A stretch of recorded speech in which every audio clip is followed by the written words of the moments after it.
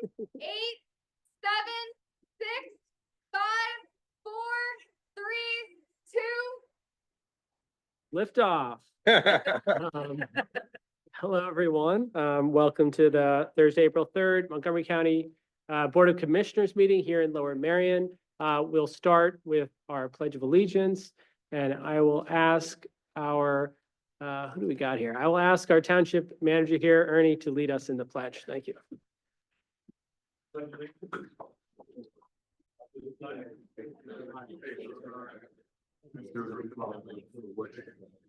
One nation, under God, indivisible, with liberty and justice for all.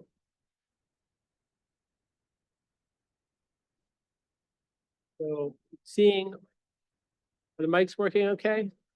We're new to this space. Everyone can hear me? Good? Yeah. Okay, so welcome everyone. Seeing all three commissioners present, we'll call to order the April 3rd, 2025 meeting of the Montgomery County Board of Commissioners. Thank you for joining us here in Lower Merion Township. This is the third commissioners meeting we've taken together on the road, and I'm particularly excited to be home because we've had a meeting on the road in Limerick where Commissioner DeBella lives. We have every meeting in Norristown where Commissioner Winder lives, and now I have the shortest commute after we're done. And you're going to hear about some very exciting things because the work that is happening here in Lower Merion Township, thanks to our staff, the managers, thanks to for all the commissioners, the 14 commissioners here in Lower Merion, and thanks to our partnership with them, we've been able to make great advances on a number of issues from housing to sustainability to transportation to parks and trails. I'm going to talk a little bit about those in my remarks, and we'll hear more in the meeting on the things that we're voting on.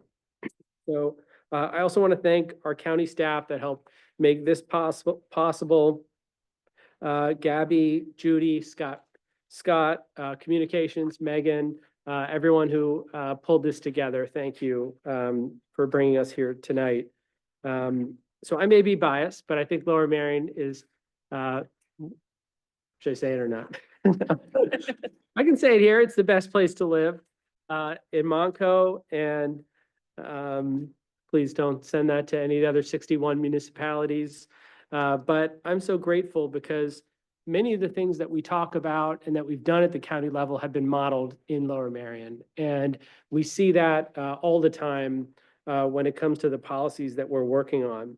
So just before this, the three commissioners, we went on a tour of what's happening in Ardmore. We saw an affordable housing development that the county is supporting.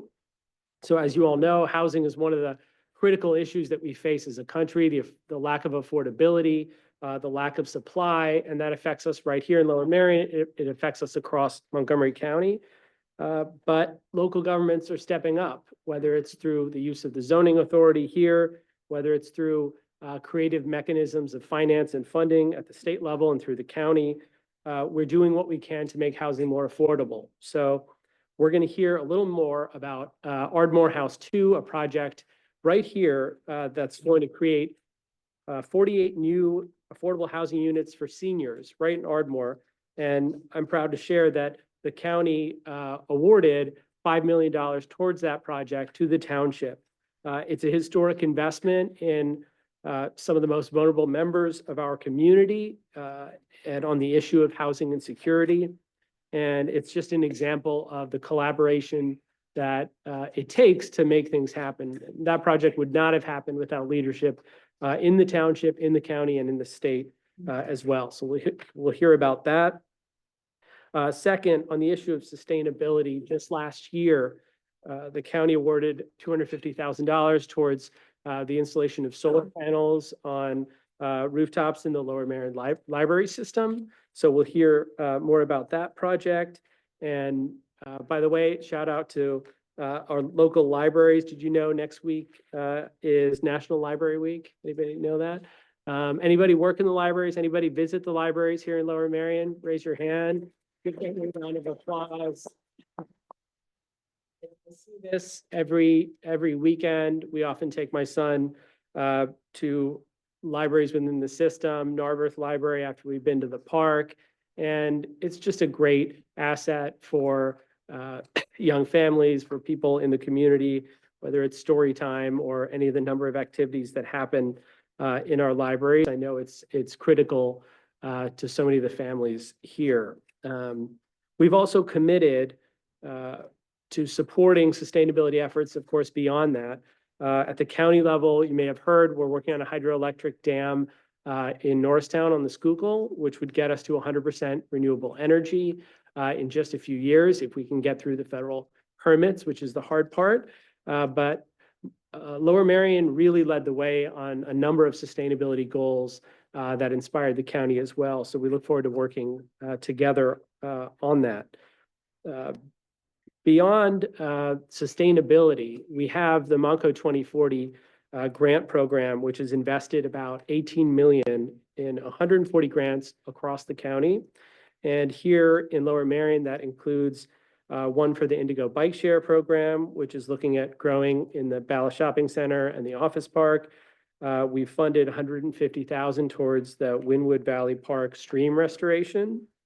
And many of these things have visible improvements that make it easier for people to get from one place to another, that make parks accessible for all residents. And really excited that, you know, we have a number of those still in the pipeline that are being considered and to come.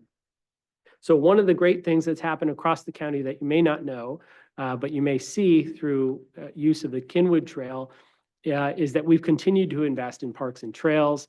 And we just achieved last year 100 miles of trails in Montgomery County. So that's a historic milestone. Thank you. Bill Hartman, you're going to hear from in a second, who runs our parks and trails in our planning department. But you know, this is a public resource. It's a you know, a big reason why people love living here is because the trails are accessible to everyone. It's a safe place to get from A to B, and is important for physical health, mental health, and you know, the fact that we're continuing to invest in that will, I think, only continue to be appreciated. For those who don't know, there's the Mainline Greenway, which is a project that is really being pioneered down here in Lower Merion. And I started off, actually before I even held office, I went on a bike ride with Chris Leswig, and he gave us the tour. Is Chris still here? I want to thank Chris for all of his leadership. He's back here. But you know, creating a way to cycle from the Kinwood Heritage Trail to Stoneleigh Garden is just going to be such a great thing for all of the residents down here. And we look forward to making real and investing in the kind of, you know, vision that you've had over so many years. Okay, so that's a little bit about our collaboration, and you're going to hear more. I'm going to tell you a little bit about what we're voting on.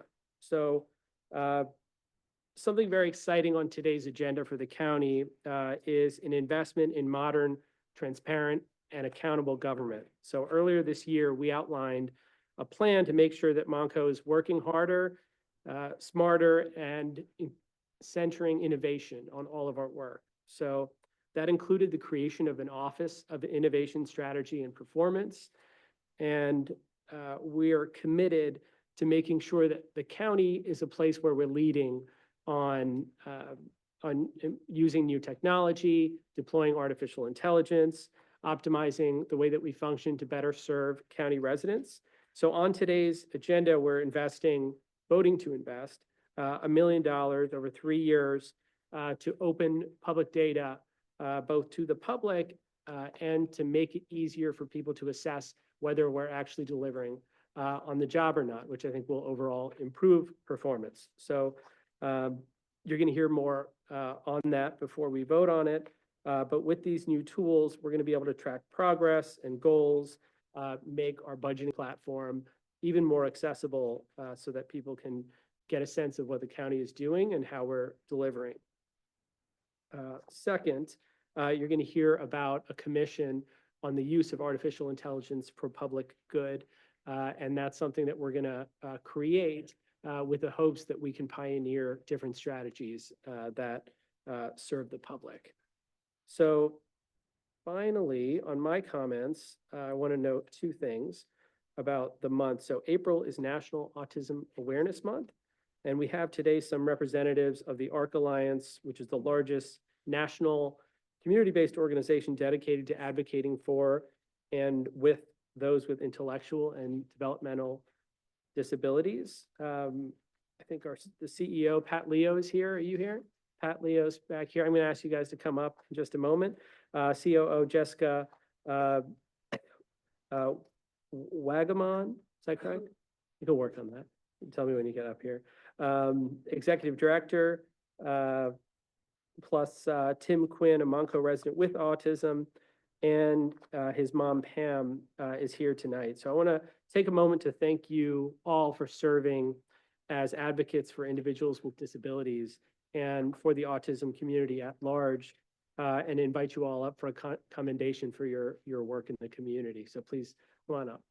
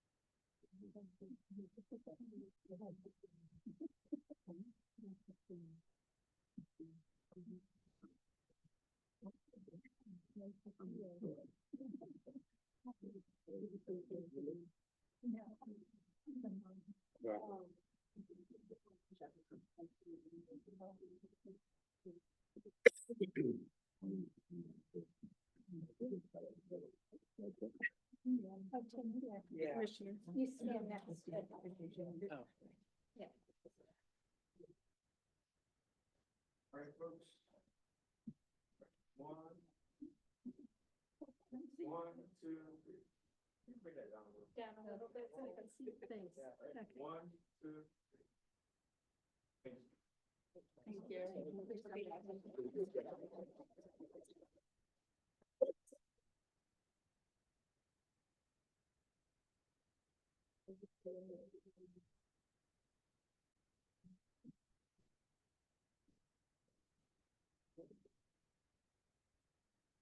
Thank you. Hi, so my name is Pat Leo. I'm the CEO of the ARC Alliance. The ARC Alliance has been providing services in Montgomery County since 1951.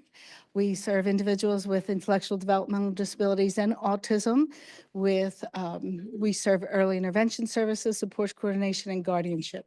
We are very grateful to the commissioners in Montgomery County for their continued support and for all of the individuals.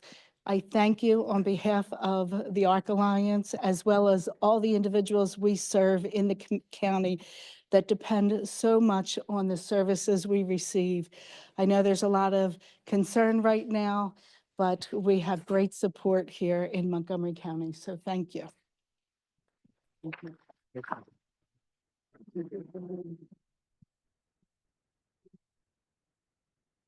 Okay, so then for my final comment, before I turn it over to Commissioner Winder, you may have seen on April 1st, we announced a historic merger, Montgomery County, Pennsylvania, and Montgomery County, Maryland. And, we thought it was important to put our differences aside, whether it be, the 150 miles, the state of Delaware, we put all of those things aside, and in the goals of scale and efficiency, we thought we should merge. So it was April 1st when we said that. I just want to confirm, everyone knows that. But we could still claim famous residents of both counties. We do that anyway. So with that, I will turn it over to Commissioner Winder. That was a really great April Fool's joke. And for those that follow us on Facebook, you can see the actual post. So good evening, everyone. How's everyone doing? Doing okay? Good. Well, thank you so much for being here, and it's great to be out on our third meeting on the road. I want to thank Lower Merion Township for your collaboration on tonight's event. And thank you always, as Commissioner McKee just said, to our dedicated staff at the county who we have a lot of wild ideas, things that we want to do, and they're the ones that make it happen. So we couldn't do it without our county staff. As we're here on the road in Lower Merion, I just wanted to take some time to highlight how the county is collaborating with the township to improve roads and trails in this part of the county. Lower Merion Township and Narberth Borough have been working with Montgomery County's Planning Commission on an active transportation plan. Active transportation is anything that gets us moving physically, whether it's walking, cycling, or rolling. The goal of this plan is to identify and develop safe, sustainable, and accessible opportunities to travel around and between communities. This includes making intersections easier to navigate and improving traffic calming. Traffic calming, that's new. The plan involved a survey to many residents here, which will soon be wrapped up. And so what I would say is, Neil, next time we're here, I'll expect to see you on roller skates. Does anybody want to see him on roller skates? Yeah, yes, right, yes. Late last year, Lower Merion Township was awarded over $270,000 in federal funding to make Montgomery Avenue safer. This funding was secured through a strong partnership between the county, the township, and the Delaware Valley Regional Planning Commission. The Safe Streets and Roads for All grants are key components of a regional goal to make our roadways safer and more accessible. Good connections are not just about infrastructure. They allow people to move around safely, which strengthens our communities. Late last year, so that's the end of that comment. So I have a few high school students here that we want to take a moment to celebrate here. They are remarkable high school students with very strong community spirit. From Lower Merion High School, let's welcome Reese Applestein and Lucia Ridgway. Are you here?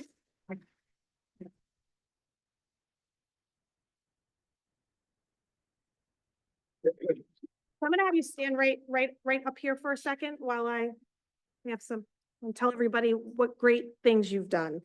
So Reese and Lucia are the joint winners of Lower Merion's 15th annual Amazing Ace competition.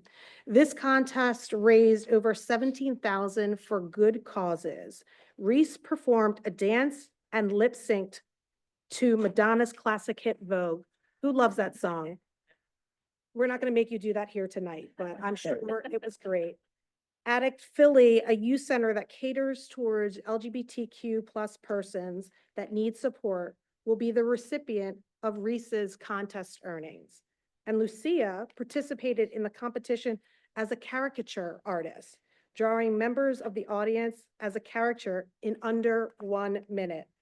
Also, while pretending to be actress Jennifer Coolidge. She chose World Central Kitchen as her charity, which works to provide life-saving food relief to victims of disaster around the world. Lucia also had family impacted in the LA wildfires, so she performed with them on her mind and in her heart. And from Harrington High School, we have Sam Bay. Where is Sam? Sam, come on up.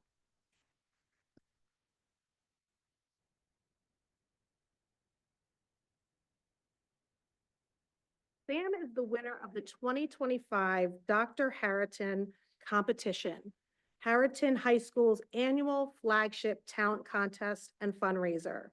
In its 18th year, students raised over $61,000 for the Jerseys for Kids Foundation and the Lower Merion Township Scholarship Fund. Sam performed an interpretive dance. And I love his reason for why he decided to participate in the competition this year. His older brother took the same stage back when he was a senior and let Sam be in his act. So we'd like to congratulate these students for your achievements. Not only are you talented, but you also stepped out of your comfort zones to lift others up and make a difference, not just a home, but everywhere those charity dollars will serve. So congratulations to the three of you.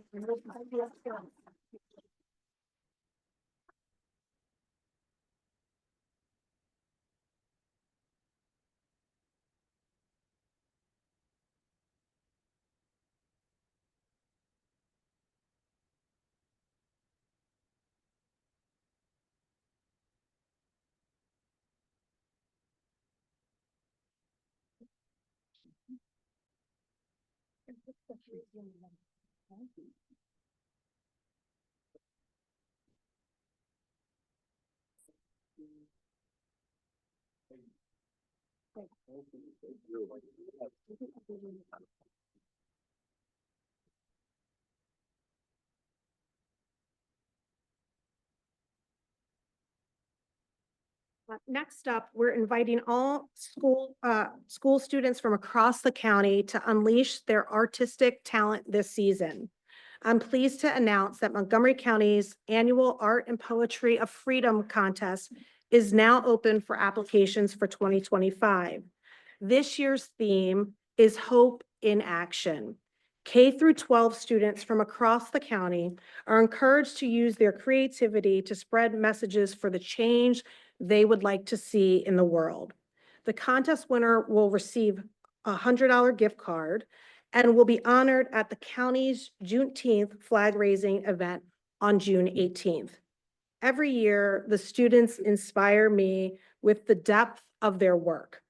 The way these students can use art and poetry to share their vision for a better world and advocate for positive change, it speaks to the diversity of the talent we have across the county.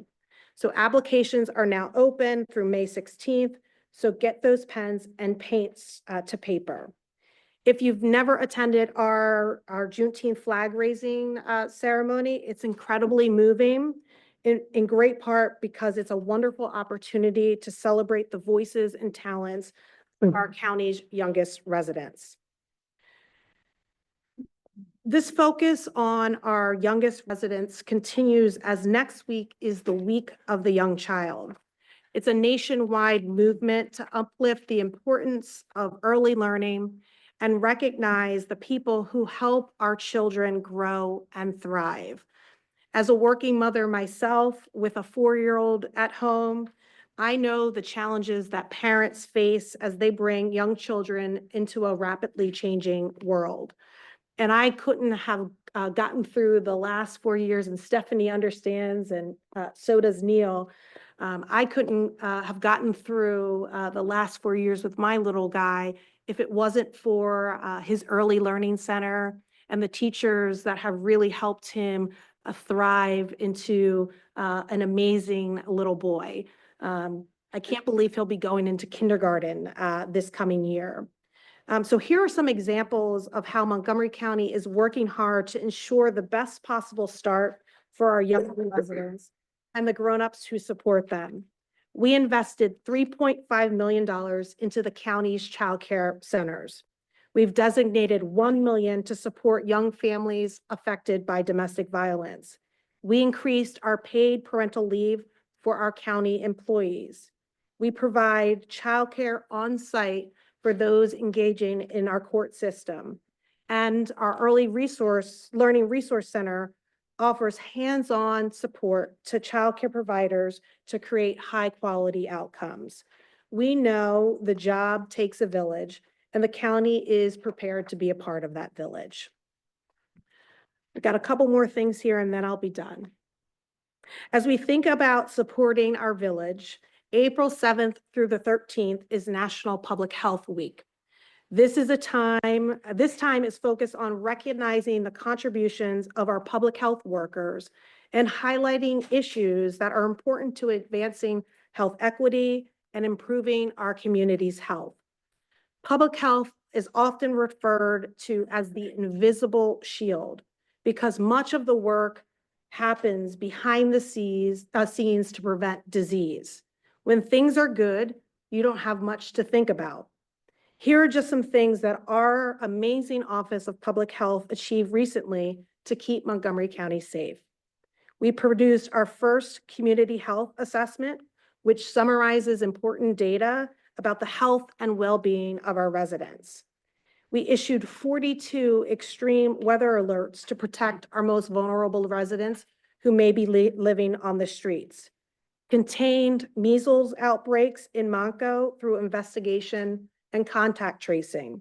Distributed over 37,000 potassium iodine pills in the Limerick area. Conducted over 6,600 inspections of dining facilities in our county. Collaborated on a training and certification of 7 new community doulas supporting Black and African American residents and families, and so much more. I see Dr. Williams, our Director of Health and Human Services, in the back. I want to thank you for your leadership and the great work of your public health team. Investing in public health is critical. Yeah, let's give her a round of applause.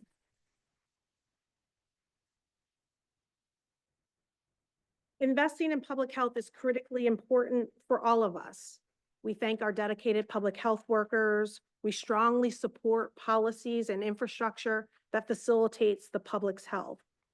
And I oppose potentially devastating cuts to the critical public health programs and roles at the federal level. This includes the infectious disease management, substance abuse and mental health services, food, drug, and tobacco safety, and lead poisoning reduction.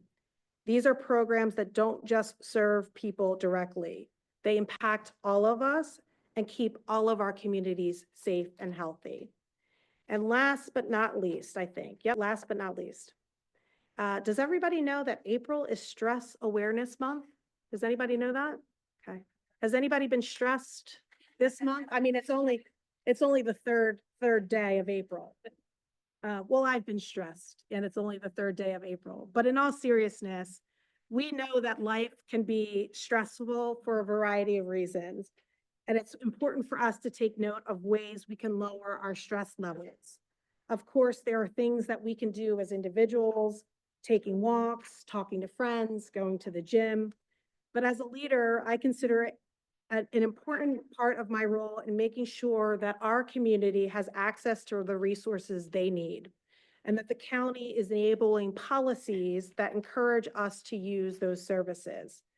This includes policy like no wrong door for mental health services, so individuals can access care from various points of entry, whether through schools, clinics, or hospitals.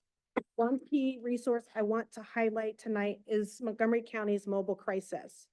Our mobile crisis unit is free of service that is available 24/7 for county residents. Our crisis workers can offer immediate support for crisis situations through emotional support and crisis intervention. I'll repeat, this is a free resource, and I've used this resource for my own family. So I want to encourage this community to leverage this resource. If you have a loved one that needs support, you can call our Monco's mobile crisis team at 1-855-634-HOPE.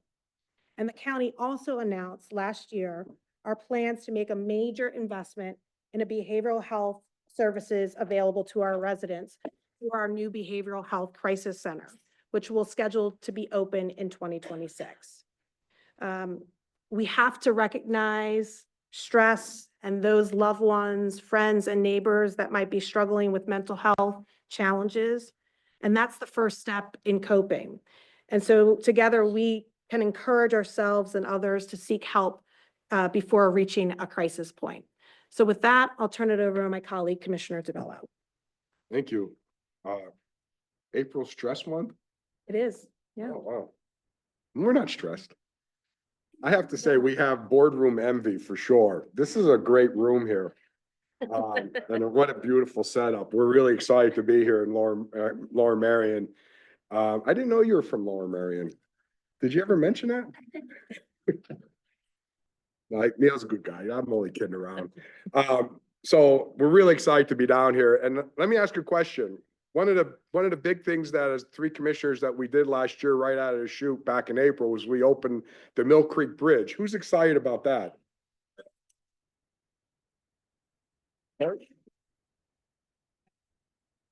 was a big thing. You know, we got together, we said, we got to get that bridge open a lot sooner than what was projected. We worked hard and we came down and had a ribbon cutting on the bridge, and neighbors even showed up with champagne. So it was a fun afternoon. So we're glad that we were able to do that. Sparkling cider. It Well, was we had real- sparkling It cider. was real shampoo. Oh, maybe there was. There, real- there might, I think some other people had champagne, but it was a fun afternoon, and we're very happy that we were able to get that open for the Lower Merion residents. So, you know, there's a lot that's been going on, as mentioned, and, you know, one of the things I get the opportunity to do this evening is I'm gonna recognize some different groups throughout, not only throughout Lower Merion, but also, in the county as well. And one of the groups that I want to, start off with recognizing is our Montgomery County Department of Public Safety. They're impacting people across Montgomery County every day. And they're great partners with the volunteer firefighters and law enforcement throughout the county. You might not know many ways that they contribute to safety and sanity of our county. So let me tell you about a few things some of our public safety has done in the Lower Merion community so that you could get an idea of the ways they're here to help. One of the major aspects of their work is training and preparedness. Their emergency training has been focused on emergency medical services division, recently participated in an active shooter hostile event response exercise with an Arbeth ambulance and Lower Merion police. That's a scenario that we might see in our nightmares and try to forget, but rest assured that they are actively preparing for it. Our fire academy is also instrumental in training local firefighters. In 2024, they provided over 5,500 total training hours and awarded 30 professional certifications to Lower Merion firefighters. And when you think of the major fire like we had over in Abington, it seems like about 4 or 5 weeks ago or 6 weeks ago, we had fire departments from probably 65 plus different fire around Montgomery County or neighboring counties, and it was the biggest fire that we could track back and see over history in Montgomery County. It was unbelievable, and 98% of all the firefighters that showed up on scene were all volunteers. And that what was really amazing about that fire was that there was no injuries, no deaths, and no secondary fires as well. So all of the firefighters, all the first responders did an amazing job. And similarly, the law enforcement division hosted 40 training days for 207 Lower Merion police officers last year on the firearms range at the public safety training campus. They're also hosting several training courses for the Lower Merion Police Department this year, including traffic crash investigations, emergency vehicle operations, and command courses. And last but not least, the technology division has worked with Lower Merion fire departments to upgrade their radios, because we all know communications is extremely important. So with that, I think Brian McCown, Brian, you here? Brian, wait, stand up. He heads up our public safety emergency management. He's doing an incredible job. And I don't know if you have any other staff here with you. Thank you for everything that you're doing. And you have to excuse me, I think I have spring allergies because I'm a little stuffy as well. So, you know, a couple other things that we have in the emergency communications division, that's who answers the phone when you call 911. They dispatched over 34,000 calls in Lower Merion Township in 2024, and almost 7,500 calls year to date in 2025. Hazardous Materials Response Team has made 3 responses to Lower Merion Township in the recent years, and we have a UAV, or better known as our drone team, responded to 4 incidents in Lower Merion in 2024. And it's a partnership with Lower Merion Fire Department, and our urban search and rescue team is deployed on any technical rescue in Lower Merion Township. That team has responded to a few notable incidents in Lower Merion in the past few years. There was a stormwater drain rescue in Bryn Mawr, as well as a trench rescue in Bryn Mawr, and a collapsed deck in Gladwin. These are the folks that are unafraid of confined spaces. So another big thank you to our DPS team. They are invaluable service to the Lower Merion community and the whole county at large. So some other things I want to talk about. We have some volunteer organizations. I think some are here this evening. So let's see. Yeah, so when I read out your name or your group, please stand up. And we'd like to recognize you because April is National Volunteer Month. And in honor of that celebration, we wanted to spend a little bit of time in recognizing a few volunteer organizations. And at the end, we have everyone, at the end, we'll have everyone come up for accommodations and we're going to take a photo. So just to start, we're talking about public safety and the importance of our first responders in the county. It's important to note that the vast majority, as I mentioned, the vast majority of our firefighters, EMT, first responders in the county are volunteers. So if you're out and about and you see anyone that's part of the firefighters or EMT, please take a moment and thank them for their service. Because when the time calls, when we're running away, they're running in. So they're a valuable resource throughout Montgomery County, and we thank them for everything that they do. As well as our police department. I know Lower Merion has an incredible police department down here working extremely hard to ensure that the health and safety and well-being of all Lower Merion residents. So I think here this evening we have Narberth Ambulance. We have 3 members, I believe, from the group. I'd like to recognize, and if these are, if you're not here, I apologize, but if you're here, please stand up. Al Davey, John Mick, and Robert Weber for their service to the community.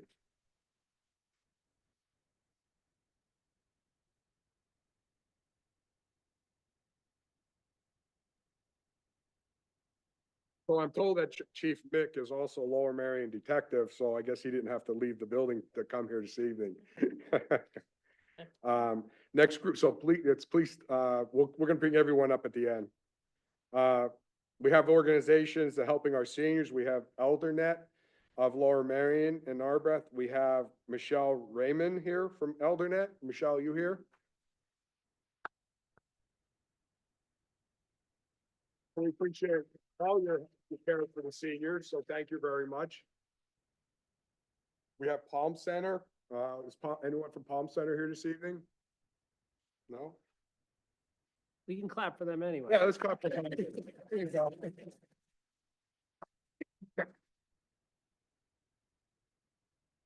So another important aspect of the community outreach is our food banks. And I know that, you know, throughout Montgomery County, the service that these food banks are providing are amazing because we're seeing a growing number of people in need of food, either every day or every few days or so. So we want to thank everyone that has donated food or helped at food banks to help our residents. And so we have Gigi, I'm going to mess this up, I think, huh? Yeah, Moffett, Gigi Moffett. Did I say it right?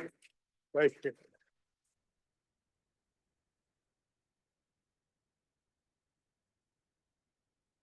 And anyone, you have some other people with you? So awesome, great job. Is Ardmore Food Bank Pantry here? Oh, stand up.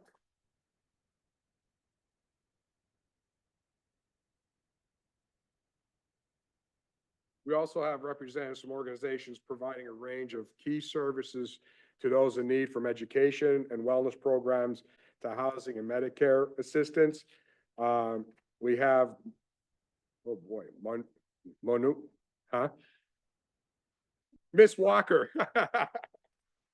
is here with us from Neighbors Helping Neighbors on the main line.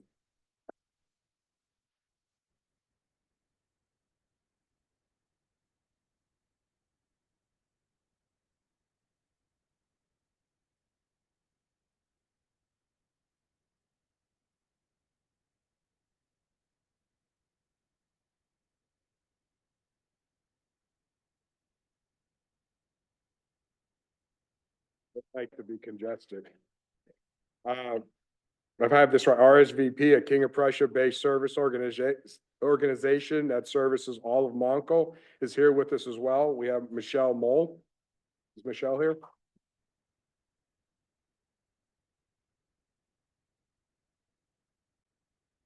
And um, Gina oh boy. Yes, I apologize. Gina. Pardon me? Thank you. There you go.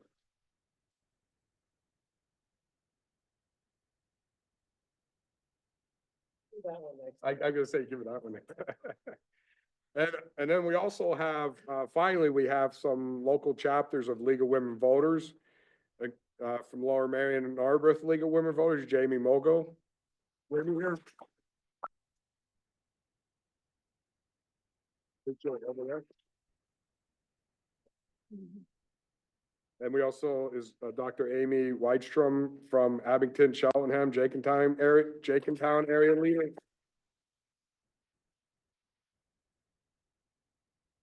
So thank you for promoting the importance of voting in our community. So with that, how about everyone that we called out, we'll bring them all at once. We'll have it right in front here. We'll take one big group picture and then you have the Yeah, we could stand here behind, yeah, we could just stand here. Stand here. That's Megan. You. Nice to meet you. How are you? See you. Thank you. No worries. Thank you. Thank you. How are you? Yeah. Congrats. Yeah, thanks for all that you do. Thank you. Yeah, nice to meet you too. Yeah, I guess we should. Okay.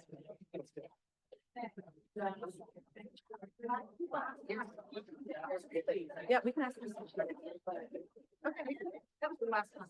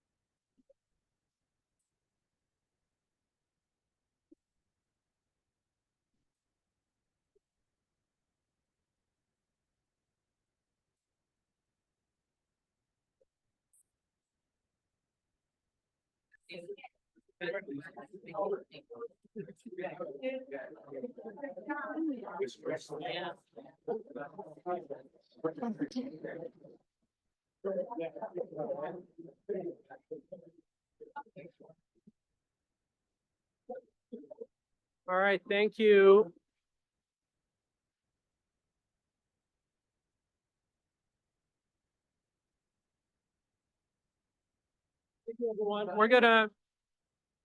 We're gonna move on to two presentations. The first is on sustainability from Paloma Villa, who's the sustainability manager here in Lower Marion Township. And then we're going to hear on affordable housing from Charlie Doyle, Assistant Director of Planning here in Lower Marion. So I'll ask Paloma to come up.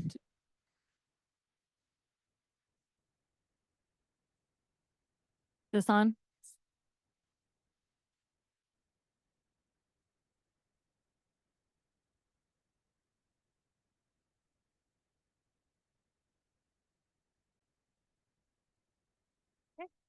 Good evening. I'm Paloma Villa. I'm the Sustainability Manager for Lower Marion Township, and I'm here to talk to you about Lower Marion's sustainability program. Now, while I'm covering the program of sustainability that began with the hiring of a sustainability manager, I do want to make it clear that Lower Marion Township's commitment to sustainability spans back decades before the program as we know it started. But what this program has done is allow the township to use an informed, data-driven, prioritized approach towards sustainability. It's allowed the township to be clear on what its goals are as an organization and as a community. And it's allowed us to communicate those goals and progress towards those goals to stakeholders, to integrate sustainability into township operations, and to pursue programs that don't fit squarely into any existing township operations. Similarly, Lower Marion Township's partnership with Montgomery County goes back a long time before this program started. But what I'll be highlighting are the ways in which Montgomery County's support has been instrumental to this program's success since its inception. Our sustainability efforts are largely informed by a greenhouse gas inventory and forecast that were conducted through the DEP's Local Climate Action Planning Program in partnership with Penn State University. And here you can see a high-level summary of our greenhouse gas emissions as an organization as well as a community. So after hiring its first sustainability manager and developing a standing sustainability committee on the Board of Commissioners, the township's first order of business was to develop its first sustainability plan. And Montgomery County provided crucial support throughout this process. We borrowed John Lesher from the Montgomery County Planning Commission to join me on the writing team. And with his expert guidance, we not only wrote the plan, but we planned the plan together. So we strategized together on how to best engage with community stakeholders and what the plan would need to be to ensure that it could be translated into policy. So John Lesher and I worked closely over nearly 2 years to conduct various means of outreach aimed at refining the township's sustainability goals and vision and developing implementable strategies to achieve those goals. And what resulted at the end of that was a very thorough, very comprehensive, but not entirely readable document. And this is another area where Montgomery County support was invaluable. The Planning Commission again lent us one of their incredible staff members, Anastasia Summers, whose graphic design work made this into an aesthetically gorgeous, very readable, easy to follow, and easy to communicate plan. And on June 7th, 2023, the Board of Commissioners received the final draft of the sustainability plan. And that plan's available on our township website, as well as all of the township libraries. Thanks again to the libraries for having that. And we really just couldn't have done this without the support of Montgomery County, especially John and Anastasia, who have the patience of saints and are truly wonderful asset to the county, as well as they were an asset to us. So since the plan was received, we've worked on strategic and prioritized implementation. We've worked as an organization to integrate strategies into our operations, our capital improvement program, and our operating budgets. This is a list of some of the projects that we've been working on since the plan was received. And the first one listed is a program of installing solar panels on township buildings to generate on-site renewable energy. We were able to get this project into the capital improvement program almost immediately following the finalization of the sustainability plan, thanks in large part to federal subsidies and the award of a Monco 2040 grant, which you referenced earlier. We're also working on electrifying our fleet vehicles, installing electrical vehicle charging stations for public use, and on innovative compost pilot programs. For the sake of time, I won't list everything that we're working on, but you can see some of them here and on our township website. And I'm happy to answer any questions if there's time. I know this time is short today, though. Oh, thank you so much for your work. And I'll just say that, I appreciate that Lower Marion, you started when in terms of with a chief sustainability officer or manager? 2021. 2021, Mhm. okay. So I'm really excited because we're trying to do that now at the county level, and you really set a clear model and example on how comprehensive we can be, both for the operations of the municipality, but then also the community as a whole. Do you have any questions? Does anyone have any questions? For your presentation. Yeah, we'll do that. Yeah. Thank you. Awesome. Thank you. Thank you. Thank you very much.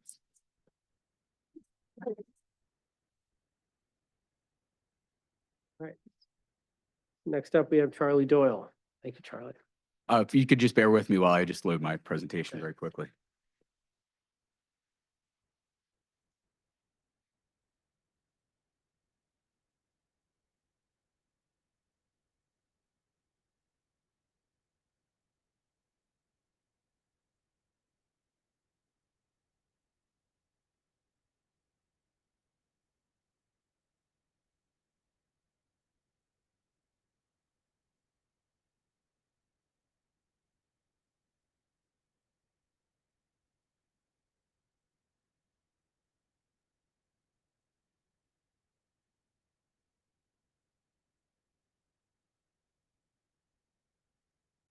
All right, thank you. Sorry about that. So before I begin, I'm Charlie Doyle, the Assistant Director for Building Planning here at Lower Marion Township. I'd like to express my gratitude to the County Commissioners, not only for your support, but the support of your staff who have been crucial in assisting the township and the planning department as planning partners. Without their assistance and without your help, we wouldn't be where we are right now. And, leading to the truly true results that we've already seen throughout the township. So with that, I'll show you where we are, where we're going. The Township Board of Commissioners brought together a group of ad hoc Affordable Housing Committee members prior to my beginning here in 2021 as Assistant Director to address the affordable housing issue within Lower Merion Township. They've been in line with the policies that were established by the county to create and address issues related to access of quality housing that is safe and affordable for the variety of income levels. This ad hoc Affordable Housing Committee then guides the board priorities, which I'll be reviewing up here. One beginning with Ardmore House 2, following with that with zoning code reform, and finally housing incentives, needs assessment, and action plan that we're currently working on. So before I bring you into the goals and objectives of the Board of Commissioners, I'd like to bring the attention to our committee members, the Chair, Commissioner Stevenson, Commissioners both Sean Kramer and Gilda Kramer, Commissioners Woodring and Commissioner Zelov. We meet with the objective every month to create meaningful board policy consistent with the comprehensive plan, discuss national, regional, and local affordable housing news, and explore strategies through our housing analysis and research. So with that, our number one priority by the board for affordable housing is certainly the Ardmore 2 project. It's an exciting opportunity for the township to increase its stock of affordable housing through contributions to the township made by both the township, the Pennsylvania Housing Finance Agency, and of course you at the county, where the genesis for this project actually began when it was selected through pandemic recovery funds. So as a quick refresher of the project itself, it is a 48-unit multifamily affordable housing development for seniors age 64 and older. It's a 4-story building, 1 bedrooms with varying levels of area median income ranging from 20% all the way to 60%. The township has dedicated their land for public parking, which is the existing use for that land use. Currently, the status of this project, the Board of Commissioners is set to review along with the Building and Planning Committee in the month of May. So how do we get to this point? Again, that seed funding that came originally from the ARPA funds from the county. And then the county also generously dedicated an additional $2 million for a total of $5 million in contributions to the almost $20 million project. And we thank you very much for that. In doing so, the township has also reserved 4 units for the county's Your Way Home program. The other funding mechanisms that were used were receiving the Pennsylvania Housing Finance Agency funds for a total of $13.2 million in LIHTC or low-income housing tax credits, as well as $1 million from ARPA funds from Lower Merion Township and $700,000 from our Housing Trust Fund. We have consulting partners that we've joined with, both Human Good East and Genesis Housing, and anticipate construction to begin in the summer of 2025. Another goal of our board, our zoning code reform and incentives, really began with the 2020 adoption of our zoning code, where we adopted policies to promote moderate housing income levels for incentive of a 4-story addition to a multifamily building. So that required things like creating new definitions, which may seem very obvious, but essential to nail the semantics there. As well, so things like affordable housing being at 30% of the gross income of your, that includes also any utilities that you'd have, as well as moderate income housing, where we define that as 80% of the AMI or area median income. So this incentive was created going through the TC1 district, which is our town center district. Again, with that 4-story incentive, you either needed to create 5 units at a minimum or 20% of the units of that building for moderate income housing, or contribute 5% of the construction costs. So just to give you an idea, one of the projects that we did have right here in Suburban Square in Coulter Ave created a bulk of the funds that we created for that housing trust fund that we're using then to flex for the Ardmore House 2 project. We're also working with developers. They're for two examples here. One being that incentive that was actually negotiated with on 355 West Lancaster, which is coming up pretty soon for development. We're seeing final plans coming up very soon.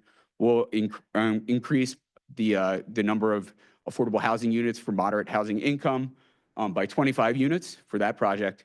And then we also worked with a project in Ballackinwood for 111 Presidential, which is a very large building. It's 425 units of a mixed-use multifamily building. We were able to actually just work with the developers themselves to get an in-kind contribution of 21 units at the moderate income level, and then another 21 units at the workforce housing level, which is still 120% of the AMI, but still much better than some of the other costs that we've seen for apartments around here. And then finally, the township and the ad hoc affordable housing committee have worked together to create an RFP that's been out for a housing needs and assessment and action plan. So the purpose here is to get a detailed understanding through the housing inventory of the current housing stock and create some pragmatic policy decisions that promote and increase affordable housing within the township. The housing needs and assessment and action plan itself, the housing assessment consists of analyzing housing, demographic trends, and socioeconomics to inform the housing action plan, which then creates policy recommendations that reasonably promote attainable and affordable housing throughout the township. Again, that request for proposal is out now, and it's due on April 10th. And finally, so I'd like to conclude again by thanking you and commending some of the work that your staff has done here. First, begin with Scott France and the Montgomery County Planning Commission. They were essential, and their staff contributions were essential in helping towards where we are today. And I really do thank Scott. He runs a tight ship over there, and we appreciate all the help that they get. That goes through, things like, helping us with the Restart Monco, housing affordability, and as well as their workforce housing reports, which are an excellent series for resources. Again, their staff met with us to present to the ad hoc affordable housing committee meeting where they presented an assessment of our current status and then provided recommendations for affordable housing. And then we also use your data all the time. So that really helps inform us, and we'll be using that for the housing inventory itself. And can't forget the land development review process that you guys have helped with. And then finally, I have to also thank Kelly Silver at the Department of Housing and Community Development. She's been a fantastic champion for Lower Merion Township. And since the inception of Ardmore House 2, she's been supportive in navigating the process as a liaison to getting this project done. So thank you. Thank you very much.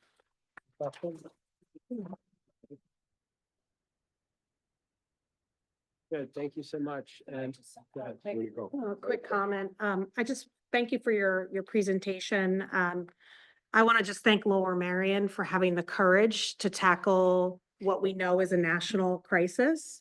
And we know we have 62 municipalities across Montgomery County, and Lower Merion is leading by example. And so when we're talking to other municipalities, we point to what Lower Merion is doing. I know that affordable sometimes gets a bad name, but we need to change the narrative around what affordable actually means. So I want to just thank you for your leadership and for Lower Merion for having the courage to build more housing so people can afford to live in this great community. So thank you. Yeah, and I'll just add one thing, which is, on the tour we just went on, it's important to think about the full mix of housing options and possibilities. And, we need more affordable housing. We also just need more housing across the board. And there have been creative ways to get more density, which is a good thing, because when you have people that are walkable to, the train, you have this lively Main Street, as we see in Ardmore. We all were just at a ribbon cutting at Wonder, which is, we'll talk about, which is quite a wonder. There's 17 different kinds of food that you can get from one kitchen. You should check it out. but we were just there. But just like you don't get those kinds of main streets and economic activity happening unless you have density. And so it's great to see, we were at Cricket Flats and a number of other developments in that area, which have, provided more housing options as well. Got anything? Where'd he go? Right here. Come on up front. Huh? He's hiding. The covenants on the affordable housing, are they for indefinite or they run out, or what happens with the sale of the property, or? So that gets recorded in the covenant for the deed for the property and is, in the life of that building. The life of the building? Yeah. Then, and when you did the traffic studies, what did you see, an increase in traffic with that high density, or? Well, naturally, you're gonna have the higher density you have, the more increased amount of traffic. It just depends on the modes that are being used. We've come to promote these projects as being mixed use projects as well, to keep some livelihood going on in the bottom of these buildings as well. So we've, been filling them with retail, office and commercial as well. So it's not just, one type of building. We're promoting the mixed use style buildings as well. Right. I guess, the intention is for many of the residents that would go in there to use the rail for the most part, or is that? Yeah, so that's a great question. So we did actually adopt, I didn't want to, belabor anything too much, but we did make adoptions upon recently expansion of the low income affordable housing. So I was speaking before about, how important it is to really nail the definitions that you have within your zoning code in order to address these. So one of ours was making sure that we nailed that low income multifamily housing to make sure that we could expand what we already have. But then keep that curtailed, to what we have as existing right now, where then we can create policy later that would piggyback off of that, if that makes sense. Yeah.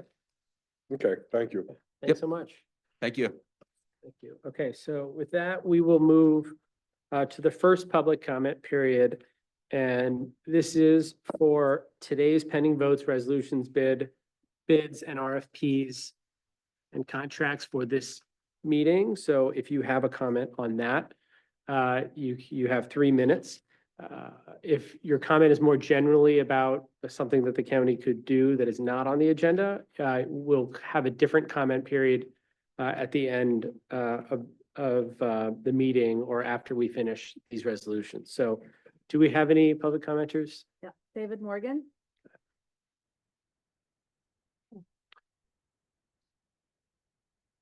Good to see you. He made the trip to Lower Merion this time. Went to the free library and took the train here. It was great. Good evening, everyone. I'm from David Morgan from Ambler. I often go to the meetings and I often advocate for the residents and businesses about taxes. So I'm going to first, though, say something outstanding. I think is in the RFPs, in the Exhibit B, we have number 3 for Maternity Care Coalition, help for maternal birth outcomes being successful, especially in minorities. And the Montgomery program in the past has done this. So I think that's an outstanding life supporting effort. So I hope that can be very successful. I know pregnancy resource centers, which have like 300 successes a year. So it's really great. Then going backwards a little bit, we have the PFM Financial. This is a cautionary thing for me because in bonds, we have more borrowing, which causes more costs and eventually causes more taxes. So that being out of bond proceeds, I am wary about that one. Then going back before that one, we have in Exhibit A, the cost savings, which is definitely a theme I have, is if this office can generate much more cost savings than the cost of the office, great, I hope that works really well. But I often speak about the taxes because we've had about 5 years I've charted with like tax acceleration going on, so that we have, if you look at your tax bills, if you can see them, maybe they go to your mortgage company, but for 3.4 jumping up to 5.2 this year is a increasing arc, which is actually a segmented geometric progression because you're multiplying certain percentages. And the percentages I have charted here on this chart, and I've shown this to commissioners before, this has a start with 5%, starting in 2021 with the millage jumping there, then 8%, then 8%, then 13%, then 9.69. If you stay on the top line and look at your top line of your tax bills, you can calculate it. And so that's a 52, almost 52% increase. And that long term, a lot of people don't know about it. They just hear a snapshot 1 year. So I think we really have to say something to the commissioners about that cost because it affects homelessness, affects the pressure on our finances. If you've got a tax bill for the school district, if you've got a tax for other things, and also cost of food and everything else going up. And so in terms of cost controlling, I bring out agenda items. And so one lately has been related to additional salaries or the large buildings like the $415 million Justice Center. So that these capital projects could be capped and made safe, but ended so we can check them off. But they seem to go rolling each year, 5-year plans.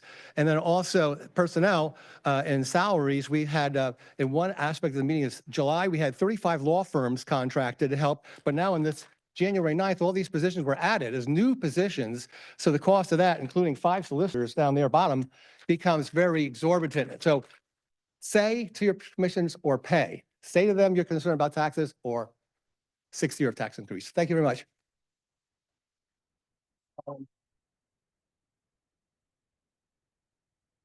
Comments? Okay, I think we're good. We'll move on to approval of the minutes. Is there anyone else or that it? That's it. That's it, right? Okay. Anybody online? No. Nope. Good. Nope. Is there a motion to approve the March 20th, 2025 minutes of the Montgomery County Board of Commissioners meeting? Moved by Commissioner DeBello. Is there a second? Seconded by Commissioner Winder. Any board comment? All in favor? Aye, the minutes are approved. Moving on to resolutions, I'll ask Bill Hartman to present an authorization to award an open space grant to Riverbend Environmental Education Center.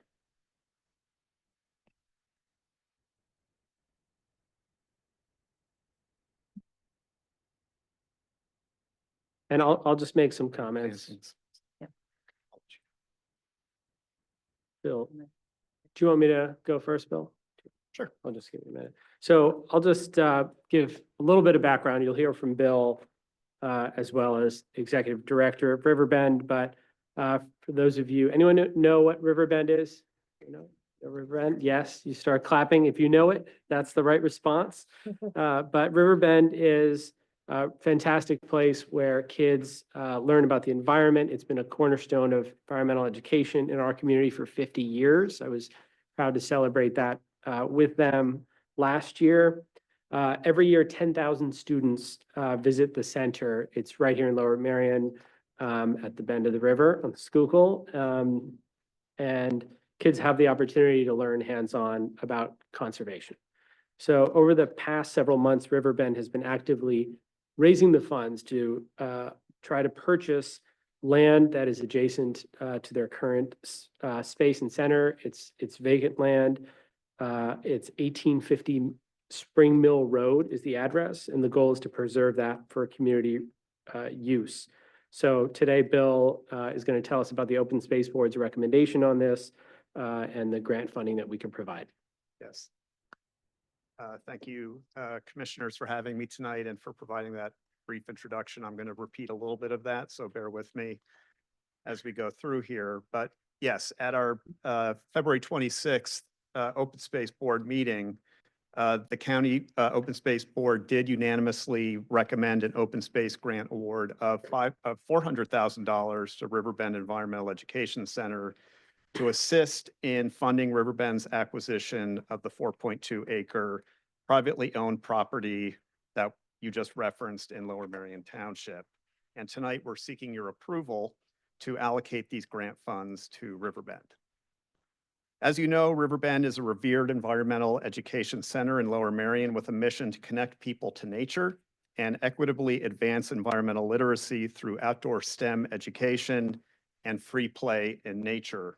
In 2024 alone, Riverbend welcomed nearly 12,000 students for environmental education, 70% of whom were low income. Riverbend is the largest environmental education program for Montgomery County schools. And this map shows Montgomery County, obviously, and you can see Riverbend at the top of Lower Merion Township down in the lower right-hand corner. You could jump to the next slide, please. Right.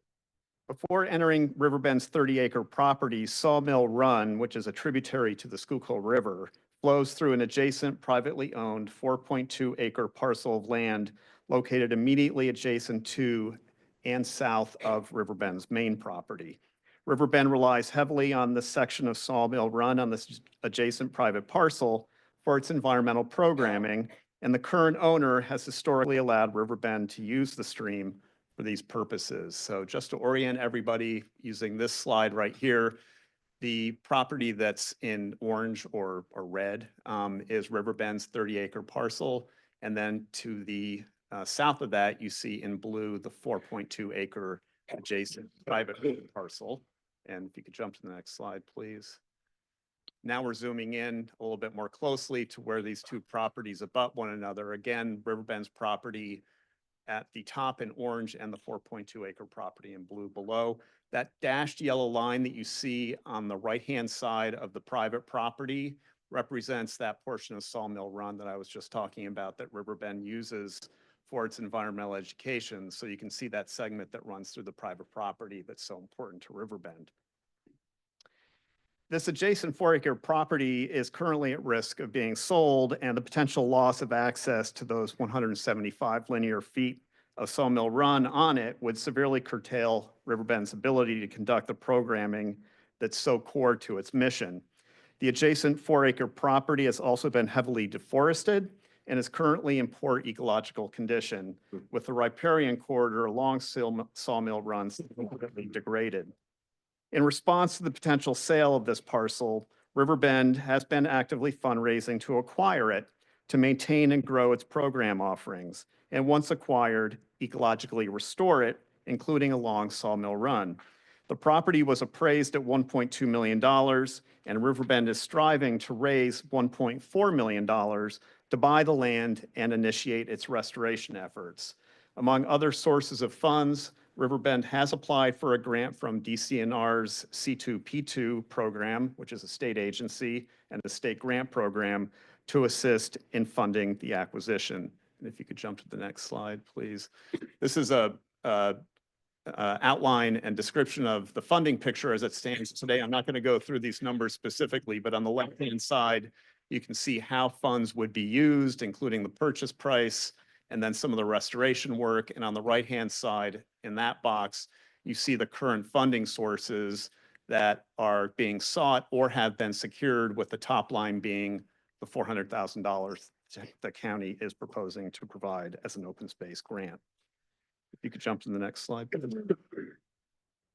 Riverbend's acquisition of the 4.2-acre private parcel will result in several conservation benefits. This acquisition is consistent with the county's current comprehensive plan, MONCO 2040, as listed on this slide. And from an outcome perspective, this acquisition will eliminate the parcel's development potential. It will preserve the stretch of Sawmill Run that's so critical to Riverbend's programming. It will create additional outdoor teaching spaces to support Riverbend's important mission. It will allow for the ecological restoration of 4 acres of severely degraded landscape and provide connections to adjacent local trails. The environment and the children of Montgomery County and beyond will be the beneficiaries of this acquisition. As I mentioned earlier, the Open Space Board did unanimously recommend an open space grant award of $400,000 to Riverbend to assist in its acquisition of the subject adjacent 4.2-acre parcel in Lower Merion.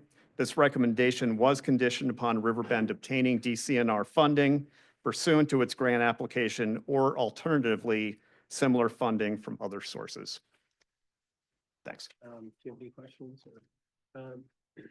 So before I ask, I'm going to ask Aaron to speak, Aaron Riley, who's the executive director of Riverbend. I'll just say it's gotten a little complicated in the last week or so, because it takes quite a bit of time to put together the kinds of resources for Riverbend to make this purchase. And in a competitive marketplace, sometimes the sellers just want to sell, right? So I think there was impression initially that Riverbend would have the first right of refusal on this, that, you know, may have been more of just an oral commitment and, you know, not a signed agreement. And so there may be someone who is in the process of buying this space. However, there's a period of time contingencies where they examine whether they can build a home or have other uses on the space, and we're now in that space of time.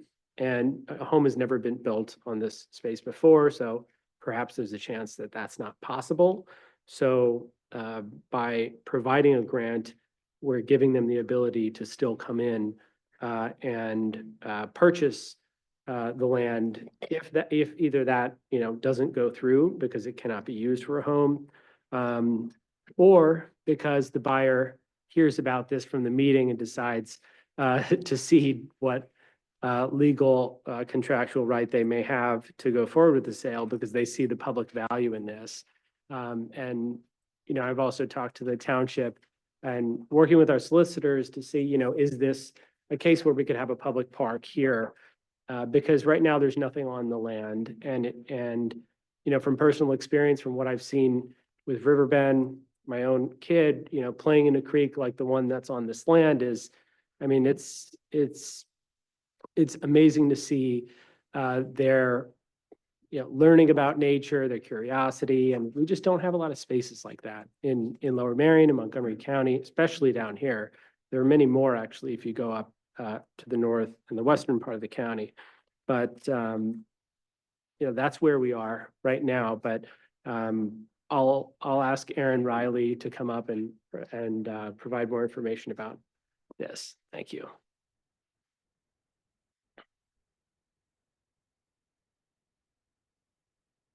Thanks so much, commissioners, and thank you to Bill and to Scott France at the county, and to everybody in the township, Brandon Ford, Mr. Zelov, I see here tonight, other folks in the township who've also helped step forward with grant funds to make it possible for Riverbend to preserve this open space.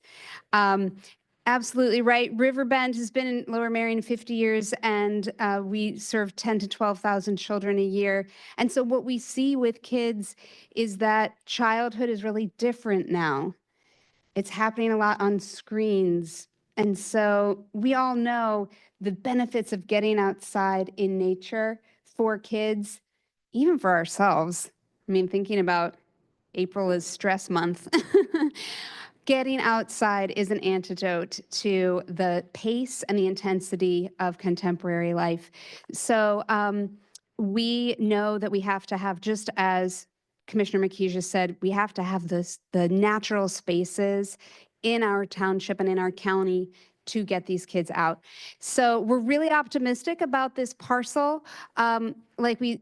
Like the commissioner explained, we would have to get really creative to think about how to continue Riverbend's educational programming without the stream on this parcel. So we're really hopeful that it all comes together. And Montgomery County is known for its green spaces. It's a point of pride for our county. We're really lucky to live in a place where county government and township government cares about environment, cares about open space, cares about sustainability. I'm excited that the county's leadership in having an open space fund has opened up some conversation here in Lower Merion about the potential creation of an open space fund here in the township. So lots of good has come from this process already, and we're very excited to hopefully accept this grant in hopes of securing 1850 Spring Mill Road. Thank you so much, and thanks again to the staff. Thank you. Any questions? No. Okay. So thank you so much. So we'll move to a vote. So this is an authorization for $400,000 in grant funding to award an open space grant to Riverbend Environmental Education Center as described by Bill Hartman. Is there a motion to approve resolution number 1? Make a motion. Moved by Commissioner Winder. Is there a second? Second. Seconded by Commissioner DeBello. Any board comment? All in favor? Aye. So the motion passes. So thank you, and thank you, Bill. And we'll keep everyone updated on these developments. And If you are the person who's trying to buy 1850 Spring Mill Road, please give us a call and we will name a beautiful grove after you on the park. And tens of thousands of children will see it in the years to come. So with that, we'll move on to the establishment of the Advisory Council on Artificial Intelligence for Public Good. And you'll hear from Stephanie Tipton. We hear from you, or do you want to hear from me? Yes, if you I'm happy don't to. mind indulging me as I'm in double duty here. Go ahead. Yep, you have a few slides just to talk about. So good evening, commissioners, members of the public.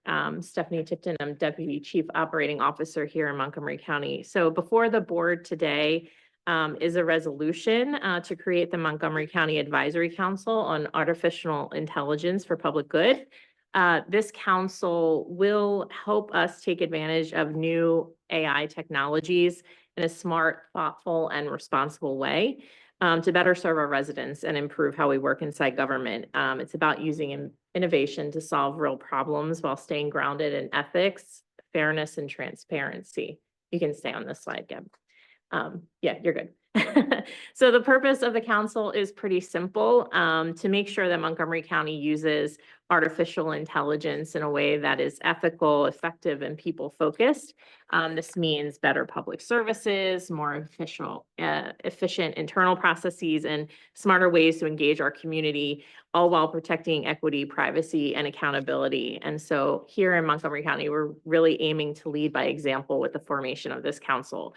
You can go to the next slide. Thank you. So to do this well, we're setting up two connected teams as part of this resolution. First, an advisory council made up of 7 to 15 outside experts from a range of fields, including technology, healthcare, public safety, construction, and more. These members might come from the private sector, academia, or the public itself. Second, we will have an internal working group made up of county staff and as well as other stakeholders as needed. They will handle the hands-on work of putting all of these ideas into action. We believe this structure brings together both outside perspectives and internal know-how. Go to the next slide. So the advisory council will help us stay current with what's happening in AI, recommend use cases that make sense for local government, and help us avoid risks like bias or misuse. We recognize that we don't have all of that expertise in-house, and so we're really hoping that members of the public will participate in the council to help give us some of that guidance. The working group itself will take those ideas and lead the way on training and communication and implementation inside county departments. And together, they'll make sure our approach is practical, responsible, and very much tailored to our community needs. Go to the next slide. So there's several focus areas that are recommended through this advisory council. They'll focus on areas where artificial intelligence can genuinely help us do better, not by replacing people, but by giving us smarter tools to support good decision-making and improve service delivery. So you'll see here smart governance and open data, which is how AI can really help us spot trends in real time, improve how we share information to the public, and make it easier for residents to access services. Another focus area will be finance and procurement. So for example, we might be able to leverage AI to help flag unusual patterns that can help us prevent fraud or overspending. The goal here is to make sure every tax dollar goes further with faster processing and hopefully fewer delays. In areas like health and human services, AI can help staff potentially identify high-risk cases sooner, coordinate care more effectively, and manage larger caseloads. As it relates to public safety, AI tools can help assist first responders in analyzing data and crime trends or improve resource deployment. And lastly, another focus area for the council is legal, ethical, and regulatory compliance. And so we will be holding ourselves to a very high standard when it comes to fairness, privacy, and accountability. So this means making sure that we have very clear rules on how AI is used, making sure those rules are followed. Bias, discrimination, and misuse are risks, and this council will help us prevent them before they start. But across all these areas, the focus will be on transparency, impact for residents, and measurable results. So, our next steps from here, you can go to the next slide, thanks. So if the, resolution to create the council is approved today, here's what comes next. We will open up applications for people interested in serving on the council. So please look out for that. We will launch the working group and start building teams around various focus areas. And we'll begin laying the groundwork for meaningful, well-governed use of AI across the county. Thank you. We definitely believe that this effort will position Montgomery County to be a leader with the care and confidence as this technology evolves. And I respectfully ask for your support in approving the resolution today. Thank you. Happy to answer any questions. Thank you. Any questions? What was the focus teams, what was that? So let me just go back. There was a few focus areas, and I wouldn't say this is all inclusive. I think there's going to be things that emerge as we bring the group together, but these were the main areas. So smart governance and open data, finance and procurement, health and human services, public safety, and legal, ethical, and regulatory compliance. And this is really based upon where we have seen trends in the use of AI in local government. No, thank you for your work on putting this together. Absolutely. I'm very excited about this. I think there are many different opportunities for us to show how we can improve service and better represent our constituency through transparency, inclusion, and impact. And a lot is going to change in the next few years, more rapidly than we imagine. But in government, if we focus on staying ahead of the curve, we can make sure that we do the best by our residents. So thank you for putting this together. And I'll ask, is there a motion to approve resolution number 2 as described by Stephanie Tipton? I'll make a motion. Moved by Commissioner Winder. Is there a second? Second. Second by Commissioner DeBello. Any board comment? All in favor? Aye. Aye, the motion is passed. Finally, there's appointments to be made to the Montgomery County Planning Commission as described in Exhibit G3. Is there a motion to approve resolution number 3 as described in G3?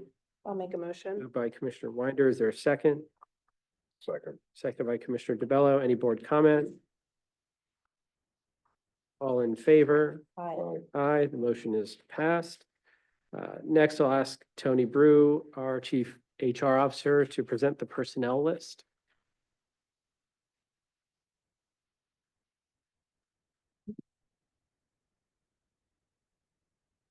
All right, good evening, Commissioners. You should have in front of you the final copy of the Commissioners' Department's Personnel List.